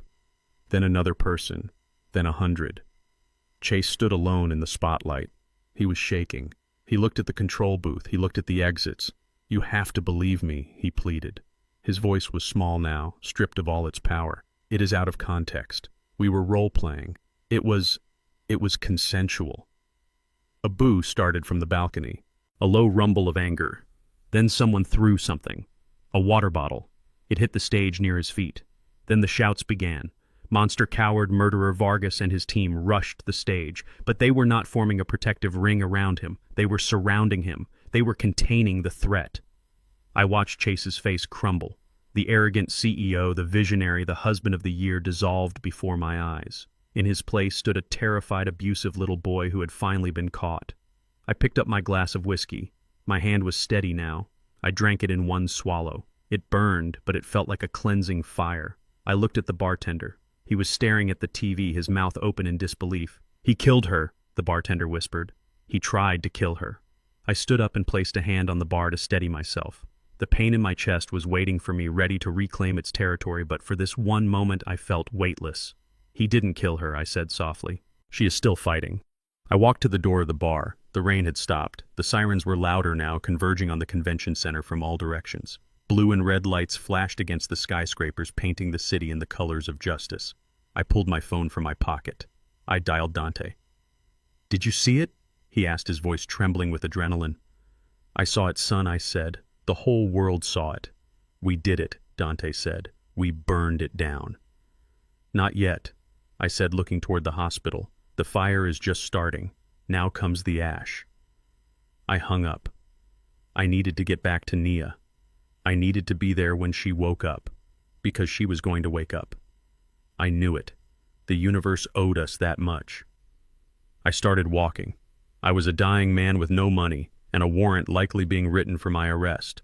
But as I walked through the wet streets, I felt richer than Chase Miller had ever been. I had my honor. I had my truth. And I had kept my promise. The king of the castle had fallen, and the old mechanic was coming to sweep up the pieces. The whiskey glass was empty, but I kept staring at the amber ring it left on the wood. It was a perfect circle, a closed loop, just like the trap I had built for Chase Miller. In the bar, the air was thick with tension. The patrons were no longer just watching a train wreck, they were witnessing an execution, a public dismantling of a man who thought he was untouchable. On the television screen, the video of Nia being beaten had faded to black. For a moment, the convention center was silent. Chase stood on the stage, his chest heaving, his tie crooked. He looked like he was about to vomit. He reached for the microphone, his hand trembling so violently that the feedback squealed through the speakers. "Please," he stammered. His voice was thin and reedy. "Please listen. That video is a deep fake. It is a manipulation by my competitors. They want to tank our stock price. They want to destroy Safe Home." He was desperate. He was flailing. And for a second I saw a flicker of doubt in the audience. People want to believe the lie. It is easier to believe that a billionaire is the victim of corporate espionage than to believe he is a monster who beats his wife in the kitchen. But Dante was not done. The script I had plugged into the server was not just a movie player. It was a wrecking ball. On the massive LED screen behind Chase, the blackness was replaced by a familiar interface. It was a screenshot of a messaging app. The colors were bright green and white. The timestamp was from the night of the assault. The header of the chat group read, "The Inner Circle." Chase turned around and saw it. He let out a sound that was half scream and half sob. He lunged toward the screen as if he could block the 60-foot image with his body. "Stop it!" he shrieked. "Turn it off!" But the messages began to scroll. They were magnified so large that people in the back row could read every typo. User Chase Miller. "She is down. I might have broken a rib." She wouldn't stop crying about the dinner party. User Bradley Lawyer. "Don't call an ambulance yet. Let me prep the narrative. We need to frame this as a break-in." And then the message that made the entire room gasp. The message that turned the tragedy into a conspiracy. User Chase Miller. "Don't worry about the cops. Sheriff Barker is on the payroll. I just transferred 50 grand to his re-election fund. He will write whatever report I tell him to write." The camera cut to the front row of the audience. Sitting right there next to the mayor was Sheriff Barker. He was a big man with a red face and a chest full of medals. But right now, he looked like he was shrinking. His face went from red to a sickly shade of gray. He looked at the screen. He looked at the chat log that confirmed he had sold his badge for $50,000. The mayor slowly stood up and moved away from him. It was a small movement, but it was a death sentence. The circle of isolation formed around the sheriff instantly. Barker stood up. He tried to smile. He tried to wave it off like it was a joke. But then he saw the reporters. The press pit was a chaotic swarm of flashing lights and shouting voices. They were not pointing their cameras at the stage anymore. They were pointing them at him. Sheriff Barker, panic in his eyes, turned and tried to push his way down the aisle. "Excuse me," he shouted, shoving a woman out of the way. I have to handle this investigation." But the crowd blocked him. These were the people who had voted for him. These were the people who trusted him to keep them safe. And now they knew he was just a hired goon for a rich wife-beater. They did not let him pass. A wall of bodies formed. Someone grabbed his shoulder. Someone else grabbed his arm. The sheriff was swallowed by the mob of cameras and microphones shouting questions he could not answer. Back on stage, Chase realized he had lost his shield. The police were not coming to save him. The police were the co-conspirators. He looked out at the sea of faces, 5,000 people who had paid hundreds of dollars to be there, 5,000 people who had bought into his myth. The booing started low like distant thunder. Then it grew. It became a roar. It became a physical force that hit the stage. "Liar," someone screamed from the balcony. "Fraud," another voice shouted. Then the first object flew. It was a plastic water bottle. It arced through the air, catching the stage lights, and hit Chase square in the chest. Water exploded over his expensive Italian suit. It was the signal. The dam broke. Suddenly the air was filled with debris, programs, soda cans, half-eaten sandwiches. The audience was not just angry, they were insulted. They had clapped for him. They had admired him. And now they felt dirty. They wanted to scrub the stain of their admiration away with violence. Chase shielded his face with his arms. He backed away, tripping over a monitor wedge. He fell hard on his backside. The great CEO, the visionary, the man of the future, was crawling on the floor like a crab trying to escape the tide. Vargas and his private security team rushed onto the stage. But they were hesitant. They were mercenaries. They fought for money, not for loyalty. And they knew a sinking ship when they saw one. "Get me out of here!" Chase screamed at Vargas. "Get me to the car!" Vargas looked at the crowd. He looked at the sheriff being mauled by the press. He looked at Chase covered in water and trash. Vargas grabbed Chase by the collar of his jacket and hauled him up. Not gently. He dragged him toward the side exit. But the side exit was blocked. The crowd from the floor had surged forward. They were climbing onto the stage. They wanted to touch him. They wanted to hurt him. Chase's eyes were wide with terror. He had never known fear. He had known stress. He had known pressure. But he had never known the primal fear of a mob that wants blood. "No," he whimpered. "Stay back. I am Chase Miller. I own this building." A woman in the front row reached up and grabbed his ankle. She yanked hard. Chase went down again. His shoe, the custom leather shoe he had kicked my daughter with, slipped off his foot. He kicked blindly, losing his dignity with every movement. Vargas pulled his baton. "Back off," he shouted, swinging wildly. The crowd surged back for a second, but they were not afraid. They were righteous. I sat in the bar watching the chaos unfold on the screen. It was biblical. It was the Tower of Babel falling down. The camera zoomed in on Chase's face as he was dragged off stage by his security team. He was missing a shoe. His jacket was torn. His hair was plastered to his forehead with sweat and soda. He looked into the lens, and for the first time the world saw the real Chase. Not the curated image.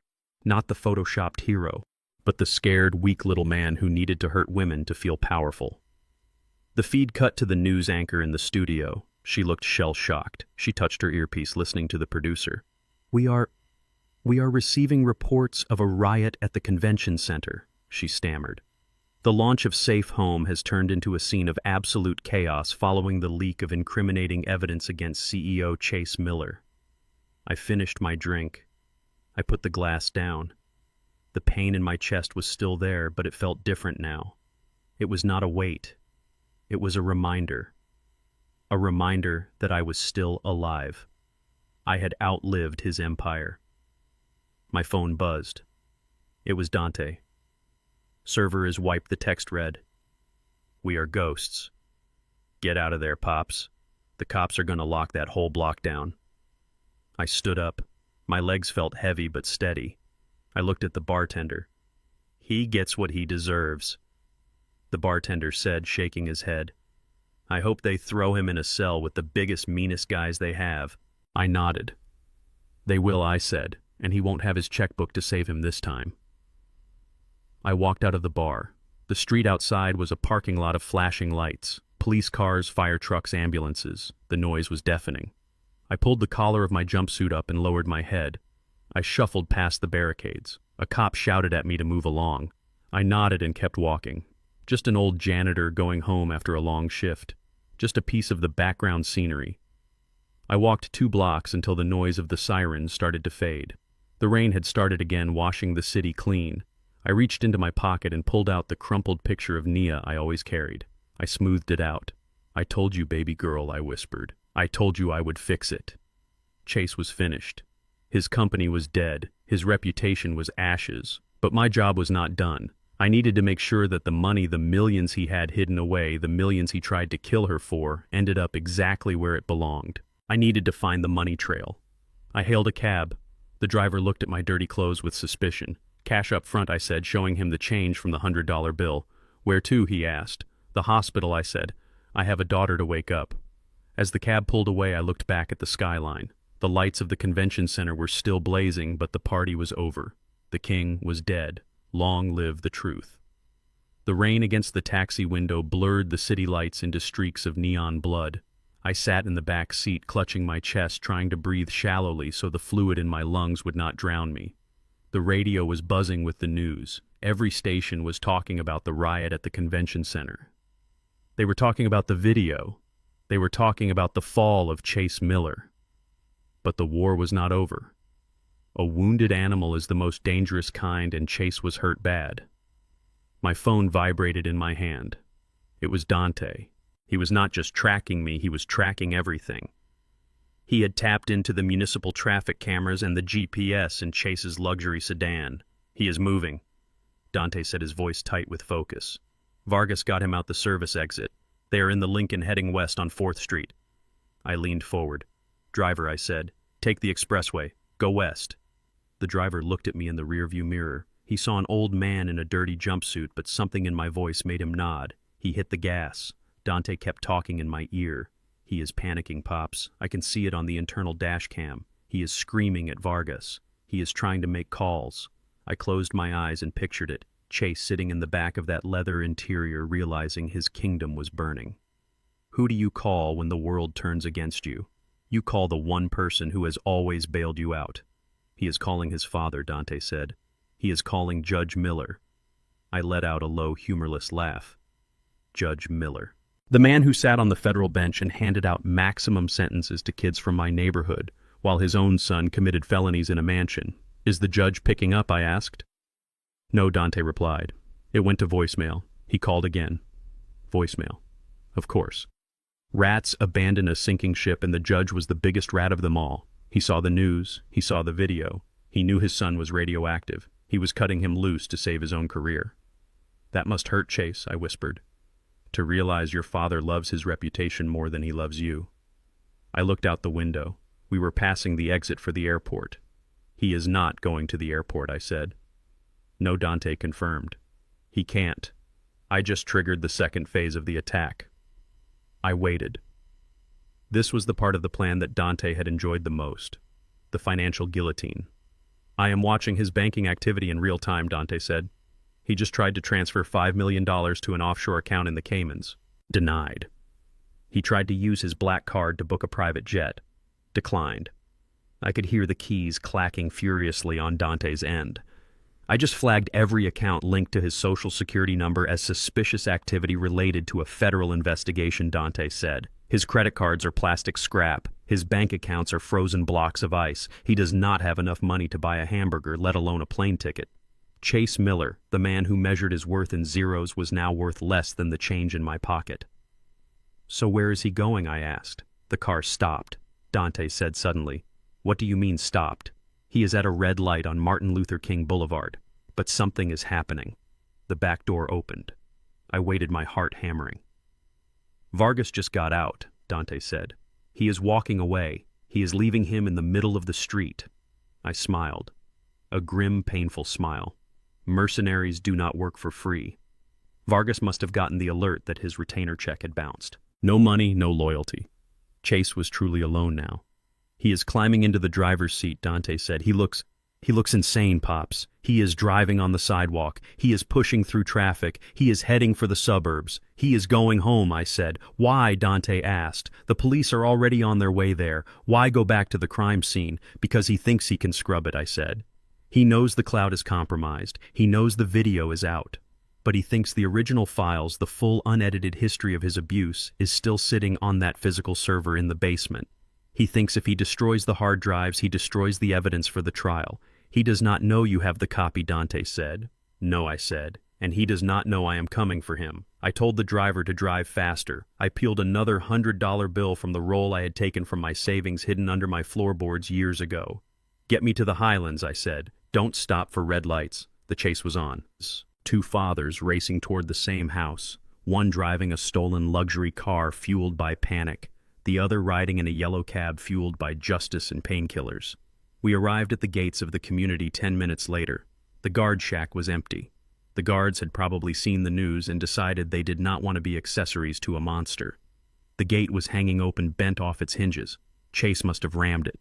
The taxi driver stopped at the bottom of the driveway. I can't go up there, man, he said, looking at the dark mansion on the hill. That place looks like trouble. I handed him the money.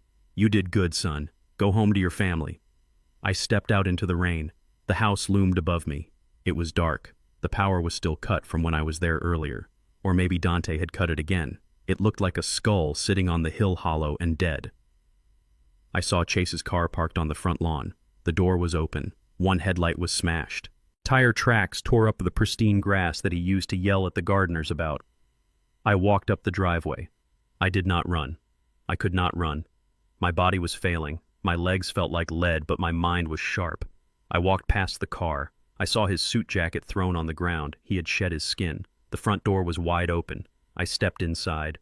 The silence was heavy. I could hear movement downstairs. A crashing sound, metal on metal. He was in the basement. I walked to the kitchen first. I opened the drawer where I knew he kept his tools. I did not take a knife. I did not take a weapon. I took a heavy flashlight. I walked to the basement door. I could hear him screaming. Not words, just sounds. Animal sounds of frustration and rage. I descended the stairs. The beam of my flashlight cut through the darkness. There he was. Chase was standing in front of the server rack. He had a crowbar in his hand. He was smashing the machines. Sparks were flying. Glass was shattering. He was destroying millions of dollars of equipment trying to kill the memory of what he had done. He looked wild. His shirt was torn. He was sweating. He was crying. Die, he screamed, swinging the crowbar. Die, you stupid machine! He hit the main tower. It buckled. He hit it again. He thought he was winning. He thought he was erasing the past. I stood at the bottom of the stairs and watched him. I let him tire himself out. I let him expend his energy on metal and plastic. Finally, he stopped. He dropped the crowbar. He slumped against the ruined desk, panting, heaving for breath. "It is gone," he whispered. "It is all gone." "No," I said, stepping into the light. "It is not gone." Chase spun around. He squinted into the beam of my flashlight. He raised a hand to shield his eyes. "Who is there?" he hissed. I lowered the light just enough so he could see my face. The face of the janitor. The face of the mechanic. The face of the father. "Silas," he gasped. "You missed a spot, Chase," I said, pointing to the ruined server. "You can smash the box, but you cannot smash the truth." Chase laughed. A high-pitched, hysterical sound. "The truth," he said, stepping toward me. "The truth is whatever I say it is. I destroyed the drives. The video online, I will say it was faked. My lawyers will bury it. Without the original files, you have nothing." He picked up the crowbar again. "And you," he said, his voice dropping, "you are trespassing. You are an intruder. And under the castle doctrine, I have the right to defend my home." He took another step. "I am going to kill you, Silas," he said. "And then I am going to put the crowbar in your dead hand and tell the police you broke in and attacked me. It will be the perfect ending to my story." I did not move. I did not flinch. I looked at him with pity. "You still don't get it, do you, son?" I said. "Get what?" he sneered, raising the weapon. "I am not here to fight you," I said. "I am here to keep you busy." Chase froze. He heard it then, the sound of sirens, not in the distance, but right outside. Blue and red lights flashed through the basement windows, illuminating the wreckage he had created. I stepped aside as the front door upstairs burst open. Police shouted a voice. "Come out with your hands up!" Chase looked at the stairs. He looked at me. He looked at the crowbar in his hand. "It is over, Chase," I said. But Chase was not a man who accepted defeat. He looked at me with eyes full of madness. "If I am going down," he whispered, "I am taking you with me." He raised the crowbar high and charged. I stood my ground. I was old. I was sick. But I was ready. The crowbar was raised high above his head, a jagged piece of steel meant to crush my skull. Chase Miller came at me with a scream that was not human. It was the sound of a cornered rat, the sound of an ego shattering under the weight of its own lies. He was younger than me. He was stronger than me. In a fair fight, he would have broken every bone in my dying body. But war is never fair, and I had brought insurance. I did not flinch. I did not step back. I simply raised my right hand, the hand that was not holding the flashlight. In my palm rested a heavy piece of history, a Colt M1911 pistol. It was the sidearm I had carried in the jungle 50 years ago. The metal was worn smooth by time and memory, but the mechanism was oiled and perfect. I pulled the hammer back. Click. That sound. That small mechanical click cut through his scream like a razor blade. It was a sound that triggers a primal instinct in every man, the instinct to freeze. Chase stopped. The crowbar hovered in the air inches from striking distance. His chest was heaving. His eyes were wide fixed on the black muzzle pointing directly at his heart. "Drop it," I said. My voice was low. It was the voice of the earth speaking to the storm. Chase hesitated. He looked at the gun. He looked at my face. He saw the intent in my eyes. He realized that the man standing in front of him was not a janitor. He was not a helpless old father-in-law. He was a man who had looked death in the face 1,000 times and never blinked. The crowbar clattered to the concrete floor. The sound echoed in the ruined basement, ringing off the smashed servers and broken glass. Chase took a step back, holding his hands up. He was shaking. The madness in his eyes was replaced by terror. You have a gun," he stammered. "That is illegal. You are threatening me." I lowered the weapon slightly, but I did not put it away. I walked past him, moving slow and steady. I walked to the heavy oak desk he had set up in the corner of the basement, his command center, his throne room. I sat down in his leather chair. It groaned under my weight. I placed the gun on the desk. The steel made a heavy thud against the wood. "Sit down, Chase," I said, pointing to a folding chair across from me. He didn't move. He looked at the stairs, hoping for an escape. "The police are outside, son," I said. "You can hear them. There is nowhere to go. Sit down." Chase slumped into the chair. He looked like a deflated balloon. His expensive suit was torn. His face was smeared with grime and sweat. He looked at me with a mixture of hatred and confusion. Why, he whispered, "Why did you do this? I gave you money. I let you stay in my house. I was going to pay for her care." I reached into my jumpsuit pocket. I pulled out a manila envelope. It was thick. I tossed it onto the desk. It slid across the polished surface and stopped right in front of him. "You tried to kill her, Chase," I said. "You beat her until she broke. And then you tried to erase her. You thought because I was old, because I was poor, that I wouldn't notice. You thought I was just background noise." Chase looked at the envelope. "What is this?" "Open it." He reached out with a trembling hand and opened the flap. He pulled out the papers. It wasn't just the transcript of the video. It was everything. Dante had been busy. Chase's eyes scanned the pages. His face went pale. This is my bank ledger," he said. "This is my offshore shell company. It is I confirmed. We didn't just find the video, Chase. We followed the money. We know about the bribes to the sheriff. We know about the insurance fraud. We know you were shorting your own stock before the launch so you could buy it back cheap. We know everything." Chase dropped the papers. He looked at me, and for the first time I saw the realization of total defeat. "You ruined me," he said, his voice cracking. "I am bankrupt. My reputation is gone." I leaned forward. The pain in my chest was a dull throb now, a reminder that my time was short. "I didn't ruin you, Chase. I just turned on the lights. The roaches were already there." He looked at the gun on the desk. He looked at my hands. "Are you going to shoot me?" he asked. "Is that how this ends? You kill me, And then the cops kill you. I picked up the gun. I weighed it in my hand. It felt comfortable. It felt like an old friend. I thought about it, I admitted. When I saw that video, when I saw you kick my baby girl down those stairs, I wanted to put a bullet right between your eyes. I wanted to watch the light go out. It would have been justice.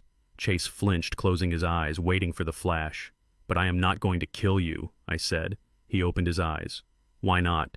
Because I am dying, Chase. The words hung in the air between us. I have stage 4 lung fibrosis, I said, tapping my chest. My lungs are turning to stone. I have maybe a month left, maybe a week. I am a dead man walking. I stood up. I walked around the desk until I was standing over him. If I kill you, it is over quickly, I said. You don't suffer. You become a victim. People might even feel sorry for you. And me, I die in a cell or a hospital ward. It doesn't matter. My sentence is already written by God. I leaned down close enough to smell the fear on him. But you, Chase. You are young. You are healthy. You are going to live a long, long time. I smiled, a cold, hard smile. And you are going to live it in a cage. Chase stared at me, paralyzed by the truth of my words. You are going to federal prison, son, I whispered. And do you know who is in federal prison? Do you know who fills those cell blocks? I pointed to the papers on the desk where the transcript of his racial slurs was highlighted in yellow. The very people you hate, I said. The men you called animals. The men you called by that ugly word you used in the video. You are going to be locked in a box with them for 20 or 30 years. Chase's breathing hitched. He started to hyperventilate. You are going to be the only soft, rich white boy in a sea of hard men, I continued. And they have TVs in prison, Chase. They saw the news. They know what you did to a black woman. They know what you called them. I patted him on the shoulder. He flinched as if I had burned him. I don't need to kill you, I said. I am just the delivery man. I am delivering you to hell. Chase began to cry. Not the fake tears from the stage. Real ugly sobs of terror. He realized the future that was waiting for him. A future of violence and fear. A future where his money could not protect him. Please, he begged, grabbing my leg.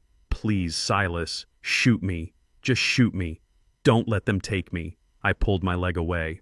Save your prayers, I said. You are going to need them. The sound of boots pounding on the floorboards above us signaled the end. The police were in the house. Police, show us your hands. The voices were coming down the stairs. I picked up the gun. I ejected the magazine. I pulled back the slide to clear the chamber. A single bullet spun out and hit the floor with a chime. I placed the empty weapon on the desk. I placed my hands on my head. I am down here, I shouted. We are unarmed. Chase was curled in a ball on the floor, sobbing into his ruined suit. He was broken. A team of SWAT officers poured into the basement. Their tactical lights blinded us. Their rifles were trained on my chest. Don't move. Get on the ground. I slowly lowered myself to my knees. I laid face down on the cold concrete. The pain in my chest flared, but I welcomed it. Officer, down here, one of the cops shouted. We have 2 suspects. They grabbed my arms. They pulled them behind my back. I felt the cold steel of the handcuffs click shut. I turned my head to the side. I watched them grab Chase. He fought them. He screamed. He kicked. No, you can't take me. I am Chase Miller. They slammed him against the server rack. He cried out in pain. They cuffed him and dragged him toward the stairs. He looked back at me one last time. His eyes were wide with madness. You are dead, old man, he screamed. You are dead. I just watched him go. I am already dead, son, I thought. But you are just beginning to die. A young officer hauled me up. He looked at my maintenance jumpsuit. He looked at the gun on the desk. He looked confused. Who are you? He asked. I looked him in the eye. I stood as tall as my failing body would allow. I am nobody, I said. I am just the janitor. I just took out the trash. The officer didn't understand, but he walked me up the stairs. We walked out of the basement. We walked out of the house. Outside, the rain had stopped. The air was crisp and clean. The flashing lights of the police cars illuminated the night. I took a deep breath. It hurt, but it tasted sweet. They led me to a patrol car. As they pushed my head down to put me in the back seat, I looked up at the sky. The stars were coming out. I did it, Rose, I whispered. Our girl is safe. I closed my eyes and leaned my head against the window. I was going to jail. But for the first time in months, I felt free. The basement was no longer a room. It was a pressure cooker of noise and light. The tactical teams poured down the wooden stairs like a waterfall of black Kevlar and blinding LEDs. They moved with a synchronization that was terrifying to behold. These were not the local deputies who Chase had invited to his summer barbecues. These were not the men who looked the other way when he drove drunk through the neighborhood. These men wore windbreakers with 3 yellow letters printed on the back. FBI. I stayed on my knees, my hands interlocked behind my head, just as they had instructed. The cold concrete dug into my skin, but I did not shift. I kept my eyes on the floor, focusing on a shard of glass from the server Chase had destroyed.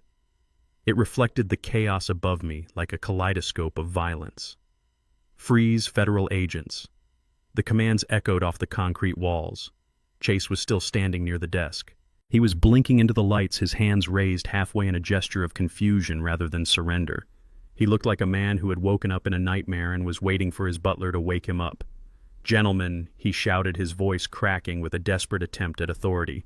"Thank God you are here. This man is an intruder. He has a gun. I was defending my property." He pointed a shaking finger at me. "Arrest him. He is the one you want." 2 agents moved toward him. They did not lower their rifles. They did not acknowledge his status or his expensive suit. To them, he was just a suspect in a high-priority federal investigation. "Get on the ground," the lead agent bellowed. Chase took a step back. "No, you do not understand. I am Chase Miller. I am the CEO of Safe Home. I called the police." He reached into his jacket pocket. Maybe he was reaching for his phone. Maybe he was reaching for his wallet to show ID. It was a stupid move, a fatal move in the eyes of law enforcement. "Gun," an agent shouted.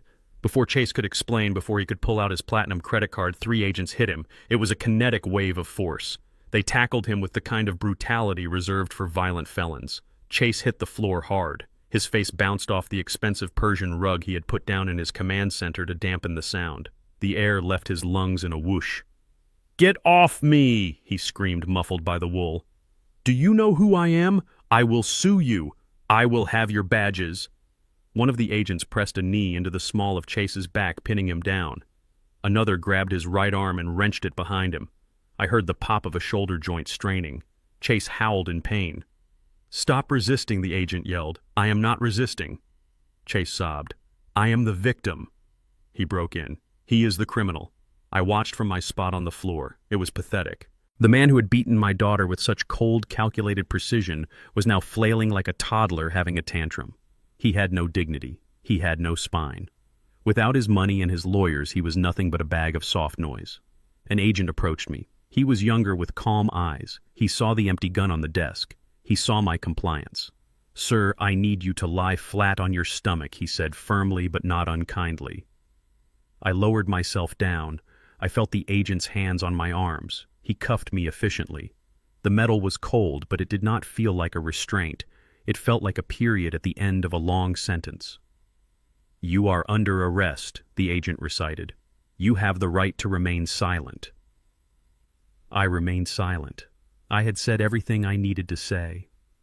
They hauled me up to my feet. My chest screamed in protest, the fluid in my lungs shifting with the movement. I coughed, a dry, rattling sound that tasted of copper. The agent steadied me, holding my elbow. "Are you injured, sir?" he asked. "I am dying, son," I whispered. "But not tonight." They began to march me toward the stairs. I had to walk past Chase. They were still struggling to cuff him. He was kicking and twisting, spitting foam and insults. "This is a mistake," Chase screamed into the rug. "That man is a terrorist. He hacked my company. He is destroying America." As I walked by, I stopped for just a second. The agent holding me tried to nudge me forward, but I planted my feet. I looked down at the man who had ruined my family. His face was pressed against the floor, his cheek squashed flat, his eye bulging as he looked up at me. Our eyes locked. He waited for me to say something. He waited for me to gloat. He waited for me to curse him. But I gave him something worse. I looked at him with absolute indifference. I looked at him the way you look at a dead rat in a trap. No anger, no pity, just a hygiene problem that has been solved. I turned my head and kept walking. No Chase shrieked as I walked away. "Look at me. Don't you walk away from me. "You old piece of trash, I own you." His voice faded as I climbed the stairs. We emerged from the basement into the main hallway of the mansion. The front door was wide open, letting in the cool night air. The scene outside was blinding. The entire cul-de-sac was lit up by flashing red and blue lights. There were police cruisers, SWAT vans, and unmarked federal sedans. A helicopter chopped the air overhead, its spotlight sweeping the lawn. The neighbors were out. The doctors and lawyers and bankers who lived in this gated paradise were standing on their manicured lawns in their silk bathrobes, holding coffee cups and cell phones. They watched as the police led me out. I held my head high. I was wearing a dirty maintenance jumpsuit. I was in handcuffs. I looked like a criminal. But I did not feel shame. The shame belonged to this house. They led me to the back of a black SUV. The agent opened the door and helped me in. The seat was leather warm and comfortable. Through the tinted window, I watched the front door of the house. A minute later, they brought Chase out. He was not walking. He was being dragged. His feet were dragging on the pavement, ruining his Italian leather shoes. His suit was torn at the shoulder. His hair was wild, standing up in tufts. He was still screaming, still fighting, still trying to bargain with reality. "Call the governor," he shouted at a cameraman who had managed to sneak past the perimeter. "Tell him Chase Miller is being kidnapped." The agent shoved him into the back of a police van. The metal door slammed shut, cutting off his voice. The silence that followed was heavy. The agent who had arrested me climbed into the driver's seat of the SUV. Another agent got in the passenger side. He turned around and looked at me through the wire mesh. "Silas Jones," he said, looking at a tablet. "Or should I say Booker Lewis? We have been looking for you since the broadcast started." I leaned my head back against the seat. "I am not hard to find," I said. The agent studied me. "We saw the video, Mr. Lewis. The whole country saw it. The Bureau has seized the servers at the convention center. We are seizing the servers in the house now." He paused. "Technically, you committed about 40 felonies tonight. Breaking and entering, grand larceny, computer fraud, wiretapping, possession of an unregistered firearm." I nodded. "I know the list." The agent looked out the window at the van where Chase was caged. "But between you and me," the agent said, his voice lowering, "my sister was in an abusive marriage for 10 years. The guy was a pillar of the community. Nobody believed her." He looked back at me. "Whatever happens next, Mr. Lewis, you did good." I closed my eyes. A single tear leaked out and rolled down my cheek. It was not for me. It was for the years my daughter had suffered in silence. "Is she okay?" I asked. "My daughter." The agent nodded. "We have a team at the hospital. She is under federal protection now. No one gets near her without a badge. And the doctors say she is showing signs of brain activity. She is fighting. She gets that from her mother," I said softly. The SUV engine rumbled to life. We began to roll down the long driveway, leaving the skull-like mansion behind. I watched the house disappear in the distance. It was just a pile of bricks and wood now. The monster who lived there was gone. We turned onto the main road. The lights of the city twinkled in the distance. Somewhere in that city, Dante was scrubbing his digital footprints, disappearing back into the shadows. Somewhere in that city, Nia was sleeping safe for the first time in years. And me, I was going to a cell. But as I looked at my reflection in the dark window, I did not see a prisoner. I saw a father who had finished his shift. The pain in my chest was still there, waiting to claim me. But for the first time in a long time, I was not afraid of the dark. I took a deep breath of the sterile, conditioned air. "Take me in, officer," I said. "I am ready to rest." The chair next to the hospital bed had become an extension of my body. For 14 days I had sat in the same spot, watching the rise and fall of my daughter's chest. The doctors told me that the swelling in her brain was going down, but they could not promise when or if she would wake up. They told me I should go home and rest. They told me that a man in my condition with lungs turning to stone needed to be in a bed of his own. I told them that I would leave this room when I walked out with my daughter or when they carried me out in a bag. There was no third option. It was a Tuesday afternoon. The rain that had washed away Chase's empire had finally stopped, leaving behind a pale, weak sunlight that filtered through the blinds. I was peeling an apple with a small pocket knife I had managed to hide from the nurses. The rhythmic sound of the blade slicing through the skin was the only thing keeping me grounded. Slice, peel, slice, peel. My hands were thinner than they were 2 weeks ago. The cancer was eating me alive from the inside out, I could feel my ribs pressing against my skin. Every breath was a negotiation with gravity, but I was still here. I had made a deal with God. I told him he could take me the moment she opened her eyes, not a second before. I let a long coil of red apple skin fall into the trash can. I looked up at her, and she was looking at me. It happened just like that. No dramatic gasp, no flailing. Just two brown eyes open and aware staring at me with a mixture of confusion and terror. The knife slipped from my hand and clattered onto the floor. I didn't care. I leaned forward, ignoring the screaming pain in my chest. "Nia," I whispered. "Baby girl, can you hear me?" Her eyes darted around the room. She was scanning the corners. She was looking for the shadows. She was looking for him. "Chase," she rasped. Her voice was dry and broken like dead leaves. "Where is he? He was just here." She tried to sit up, but the machines beeped in protest. Her heart rate monitor spiked. She was panicking. The trauma was not a memory for her. It was right now. In her mind, she was still at the bottom of those stairs waiting for the next kick. I reached out and took her hand. It was trembling. "He is not here, Nia," I said, keeping my voice low and steady. "He is never coming back." She looked at me, and I saw the doubt. She had lived in his prison for so long, she did not know what freedom looked like. "He will come," she cried, tears spilling down her cheeks. "He always comes back, Dad. He will be angry. He will hurt you. You have to go. Please, go before he finds you." I squeezed her hand. I squeezed it hard enough to anchor her to reality. "He cannot hurt anyone anymore, baby," I said. "He is in a cage." Nia stopped crying for a second. She blinked. A cage. I stood up. I needed her to see me. I needed her to see the truth in my eyes. "We got him, Nia, Dante and I. We showed the world what he did. We showed them the video." Her hand flew to her mouth. "The video," she whispered. The one from the kitchen." "Yes," I said. "Everyone saw it. The police, the judges, his investors, his friends. Everyone know who he is now. He was arrested 2 weeks ago. He is in federal custody facing charges that will keep him locked up until he is an old man." I watched the information sink in. I watched her process the impossible. The monster who had controlled every aspect of her life, who had tracked her calories and monitored her phone calls and timed her showers, was gone. But how she asked. "He is so powerful, Dad. He has so much money." I smiled. It was a tired smile, but it was genuine. "Not anymore," I said. Just then the door to the room opened. I tensed up out of habit, but it was not a threat. It was a woman in a sharp navy suit carrying a leather briefcase. She looked at me and nodded respectfully. Then she looked at Nia. "Mrs. Miller," she said softly. "Or should I say Ms. Lewis?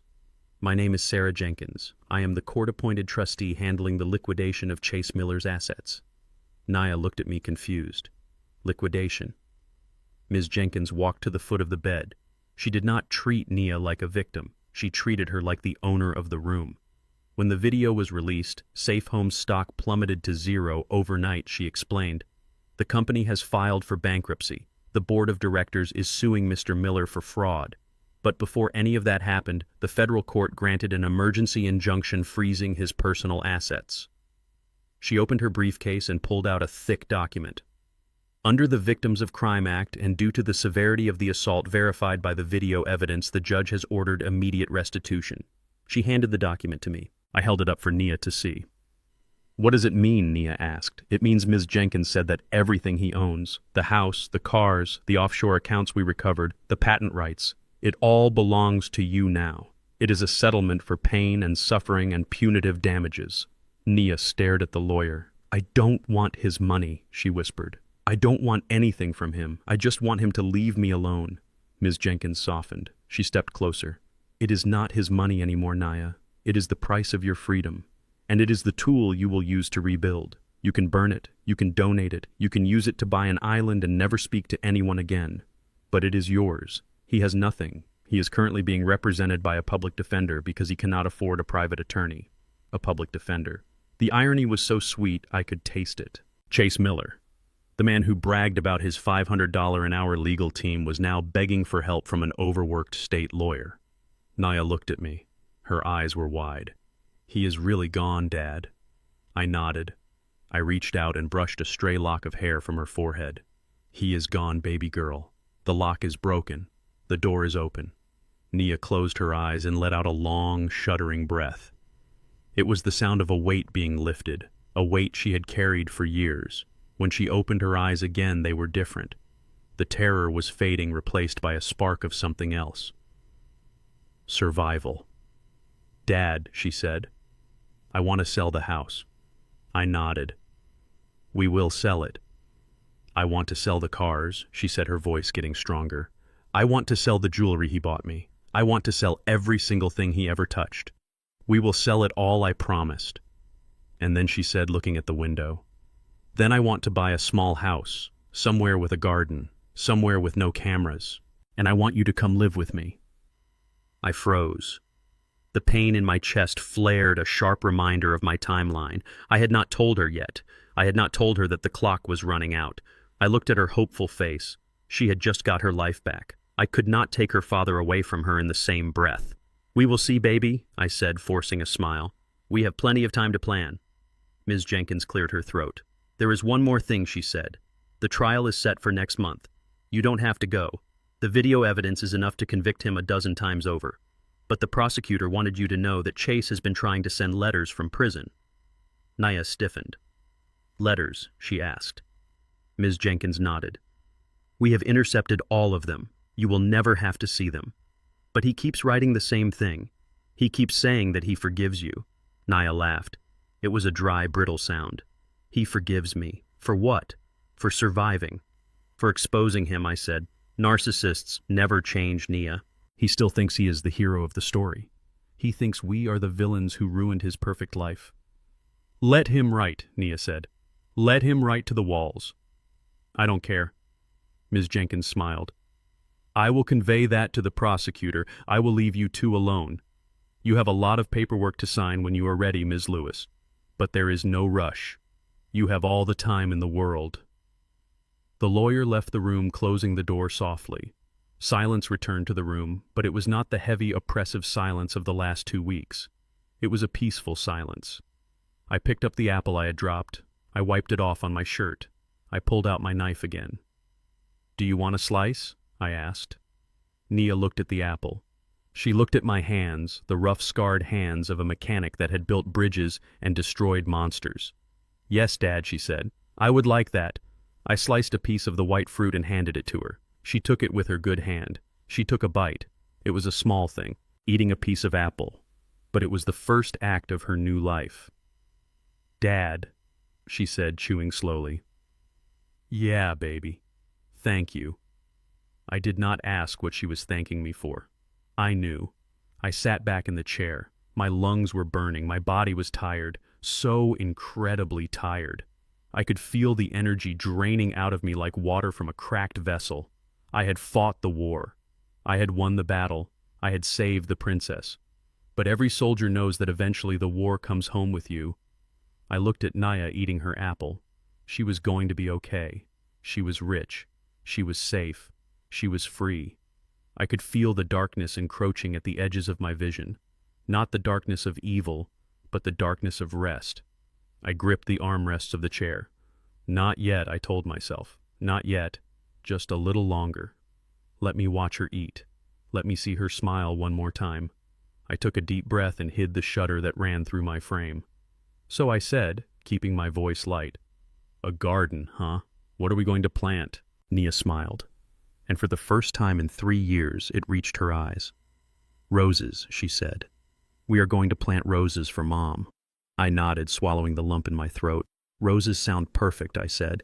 And as I sat there watching my daughter plan a future I would not be a part of, I felt a profound sense of peace. It was a good trade.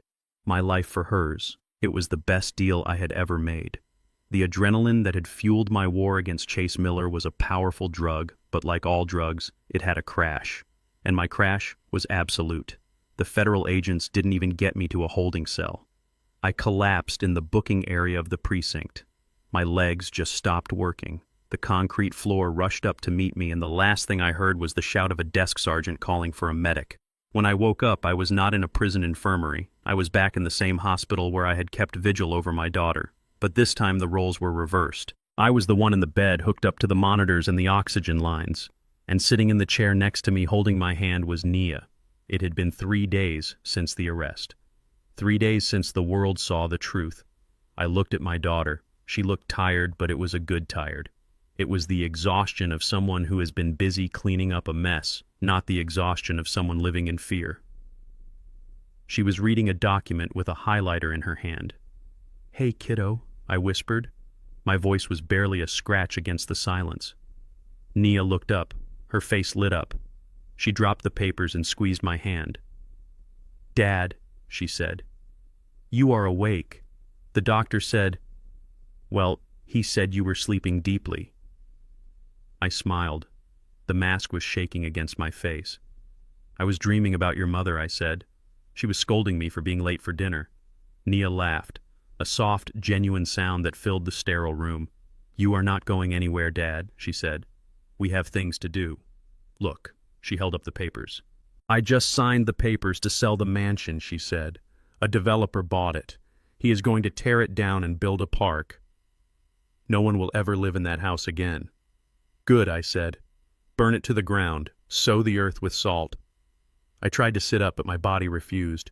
The fluid in my lungs was like a heavy blanket pinning me to the mattress. I knew what this meant. I had seen enough death in my life to recognize the final approach. The engine was failing. The structure was compromising. It was time to close the project. Nia saw the look in my eyes. Her smile faded. "Dad," she said, her voice trembling, "don't look at me like that. The doctor said they can make you comfortable. We have money now. We can get the best specialists." I shook my head slowly. "Money cannot buy new lungs."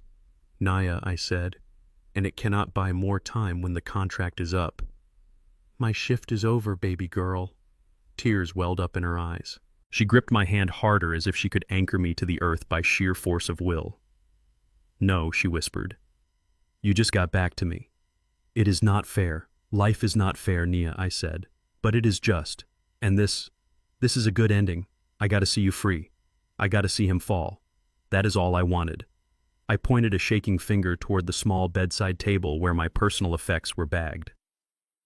"Open the bag," I said. The blue envelope. Nia reached over and grabbed the clear plastic bag the police had collected. Inside was my wallet, my watch, and a folded blue envelope that I had carried in my jumpsuit pocket through the rain and the fire. She opened it. Inside were sheets of paper yellowed with age. She unfolded them on the bedspread. It was a drawing, a blueprint, drawn by hand in precise architectural ink. "What is this?" she asked, running her finger over the lines. "I drew that 20 years ago," I wheezed. "It was for your mother. We were going to build it down in the valley near the creek, a wrap-around porch so she could watch the sunset, a big kitchen with an island because she loved to bake, a workshop in the back for me." I looked at the drawing. I could see Rose standing on that porch. I could smell the pies cooling in that kitchen. "We never got to build it," I said. "The medical bills came, the work dried up, life got in the way." I looked at Nia. "Build it for me, Nia." She looked at the drawing, then back at me, tears streaming down her face. "Dad." "Don't live in a penthouse," I said. "Don't live in a fortress. Build a home. Build this house. Put it somewhere quiet where the soil is good. Plant your roses. Get a dog. Find a man who knows how to fix a leaking faucet and who looks at you like you are the only light in the room." I paused to catch my breath. The edges of my vision were getting gray. "Build it," I whispered, "and every time you walk through the front door, know that I am the one holding up the roof." Nia pressed the blueprints to her chest. "I will build it, Dad," she promised. "Exactly like you drew it." "Good," I said. "That is good." The room seemed to be getting dimmer. The beep of the monitor was getting slower. It was a rhythmic lullaby. I closed my eyes. The pain was fading now. The fire in my chest was cooling down, turning into a gentle warmth. I thought about the last 2 weeks. I thought about the fear and the anger. I thought about the moment I walked out of that basement, leaving Chase Miller screaming in the ruins of his life. I felt no regret. I felt no guilt. I had done my job. A father's job is to protect, to provide, to serve. I heard Nia crying softly. I felt her head resting on my chest. "Don't cry, baby," I murmured. "The war is over. We won." I drifted. I felt lighter than I had in years. The weight of the world, the weight of the secrets, the weight of the sickness, it all lifted off my shoulders. I saw a light. Not a tunnel. Just a porch. A wraparound porch with a swing moving gently in the breeze. And sitting on the swing wearing her favorite yellow dress was Rose. She looked up. She smiled. She patted the empty space beside her. "You are late, Booker," she seemed to say. "I had to finish a job," I told her. "Is it done?" she asked. "It is done," I said. "She is safe." I took a breath. A deep, clear breath that did not hurt. I squeezed Nia's hand one last time. "The foundation is solid," I whispered. And then I let go. The beep of the machine turned into a long, steady tone, but I did not hear it. I was already walking up the steps to the porch. I was already home. Nia sat there for a long time holding her father's hand. She did not scream. She did not wail. She simply sat in the silence, feeling the warmth of his love slowly fading from his skin. She looked at the blueprints on her lap. She traced the lines of the walls, the curve of the windows. She wiped her tears. She stood up. She leaned down and kissed his forehead. "Goodbye, Daddy," she whispered. She walked to the window and opened the blinds. The sun had broken through the clouds completely, now bathing the city in golden light. She looked down at the street. Somewhere out there, people were rushing to work, living their lives, unaware of the battle that had been fought for her soul. She picked up her phone. She dialed the number of the court-appointed lawyer. "Hello, Ms. Jenkins," Nia said. Her voice was strong. It was Silas's voice. "Yes, Ms. Lewis, I want to liquidate the assets immediately," Nia said. "And I need you to find me a contractor. The best one in the state. I have a project to start." "Of course. What are we building?" "We are building a legacy," Nia said, looking back at her father one last time. She walked out of the hospital room, clutching the blue envelope to her chest. She left the death behind. She walked into the sunlight, ready to build. And somewhere in the quiet corners of the earth, under the roots of the trees and the stones of the river, the spirit of the architect smiled. His masterpiece was finally complete. The seasons change quickly when you are too busy to watch them. It has been 12 months since I buried my father on a quiet Tuesday morning under an old oak tree. 12 months of grief and 12 months of hard labor. The doctors told me to rest, but I could not rest. I had a set of blueprints in a blue envelope, and I had a promise to keep. I stood on the wrap-around porch of the new house. It was built exactly to his specifications. Every beam, every window, every nail was placed where Silas Lewis had intended it to be 20 years ago. The house sat in a valley where the soil was rich and dark. The air smelled of cedar wood and wet earth and roses. Hundreds of yellow roses were blooming along the fence line, vibrant and defiant against the green grass. Today the driveway was full of cars, but they were not the luxury sedans of Chase's friends. They were old minivans and dented hatchbacks. The people standing on my lawn were not holding champagne flutes. They were holding their children. They were women with tired eyes and bruised spirits.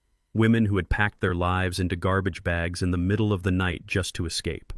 I walked to the microphone set up on the porch steps. I wore a simple yellow dress, the same color my mother used to wear. I looked out at the crowd. "Welcome," I said. My voice did not shake. "Welcome to the Silas house." I looked at the sign hanging above the front door. It was hand-carved from mahogany. The Silas Foundation. A sanctuary for new beginnings. "This is not a shelter," I told them. "This is a home." It was designed by a man who believed that the foundation is the most important part of any structure. He believed that if the foundation is strong, the house can weather any storm.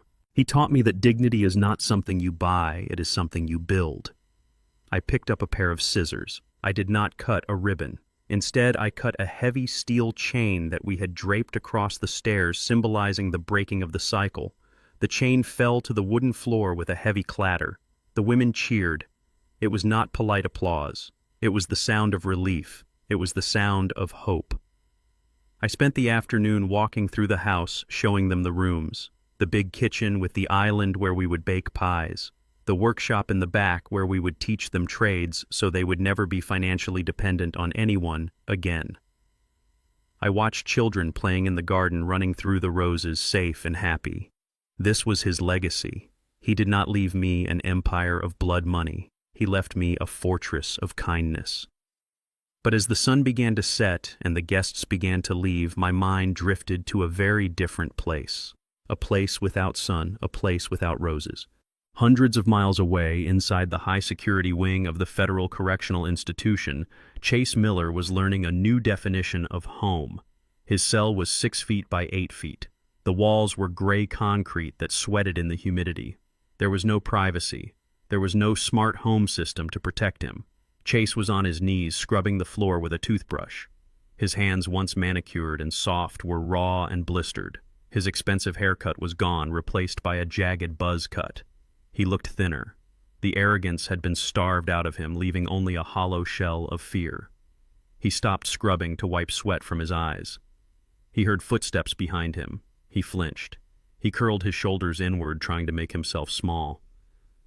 "You missed a spot," a deep voice rumbled. Chase looked up. Standing over him was a man named Marcus, serving life for armed robbery. Marcus had seen the video. Everyone in the cell block had seen the video. "I am sorry," Chase whispered, his voice trembling. "I will clean it again, please."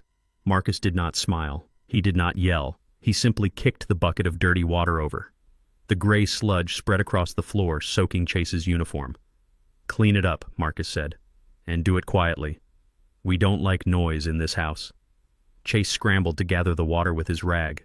He was crying, but he did not make a sound.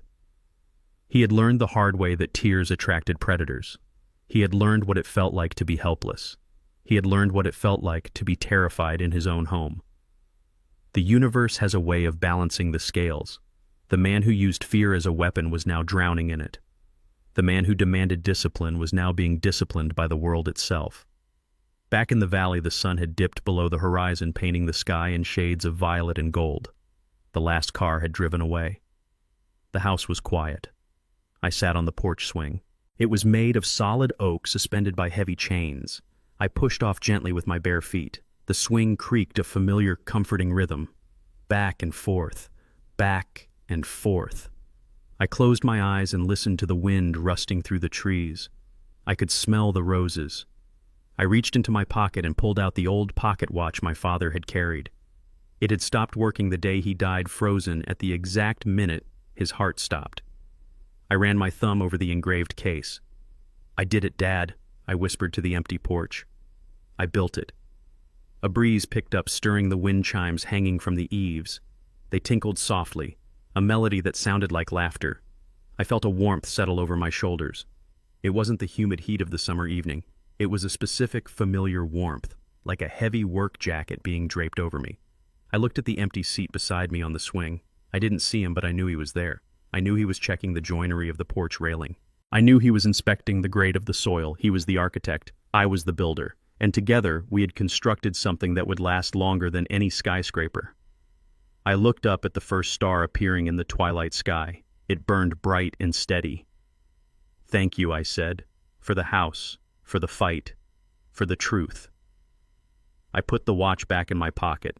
I stopped the swing. I stood up and walked to the front door. I turned the lock. It clicked with a solid, secure sound. I was safe. I walked into the warmth of the kitchen where the smell of apples and cinnamon was waiting.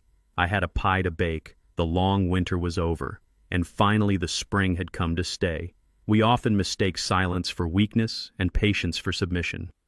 But in a world loud with lies, the quietest man in the room is usually the one watching, listening, and preparing. A father's love isn't just about providing. It's about protecting with a ferocity that defies death itself. Evil may scream for attention, wear expensive suits, and manipulate the truth, but it always forgets one thing. The truth has no expiration date. When you hurt a child, you don't just break a bone, you wake a sleeping lion. And lions, they don't roar until they strike. If this story moved you, please hit that like button and subscribe to our channel. Share this video with someone who needs to be reminded that the truth always wins in the end. And tell me in the comments, what is the greatest lesson you ever learned from your father? Thank you for listening, and remember to protect the ones you love.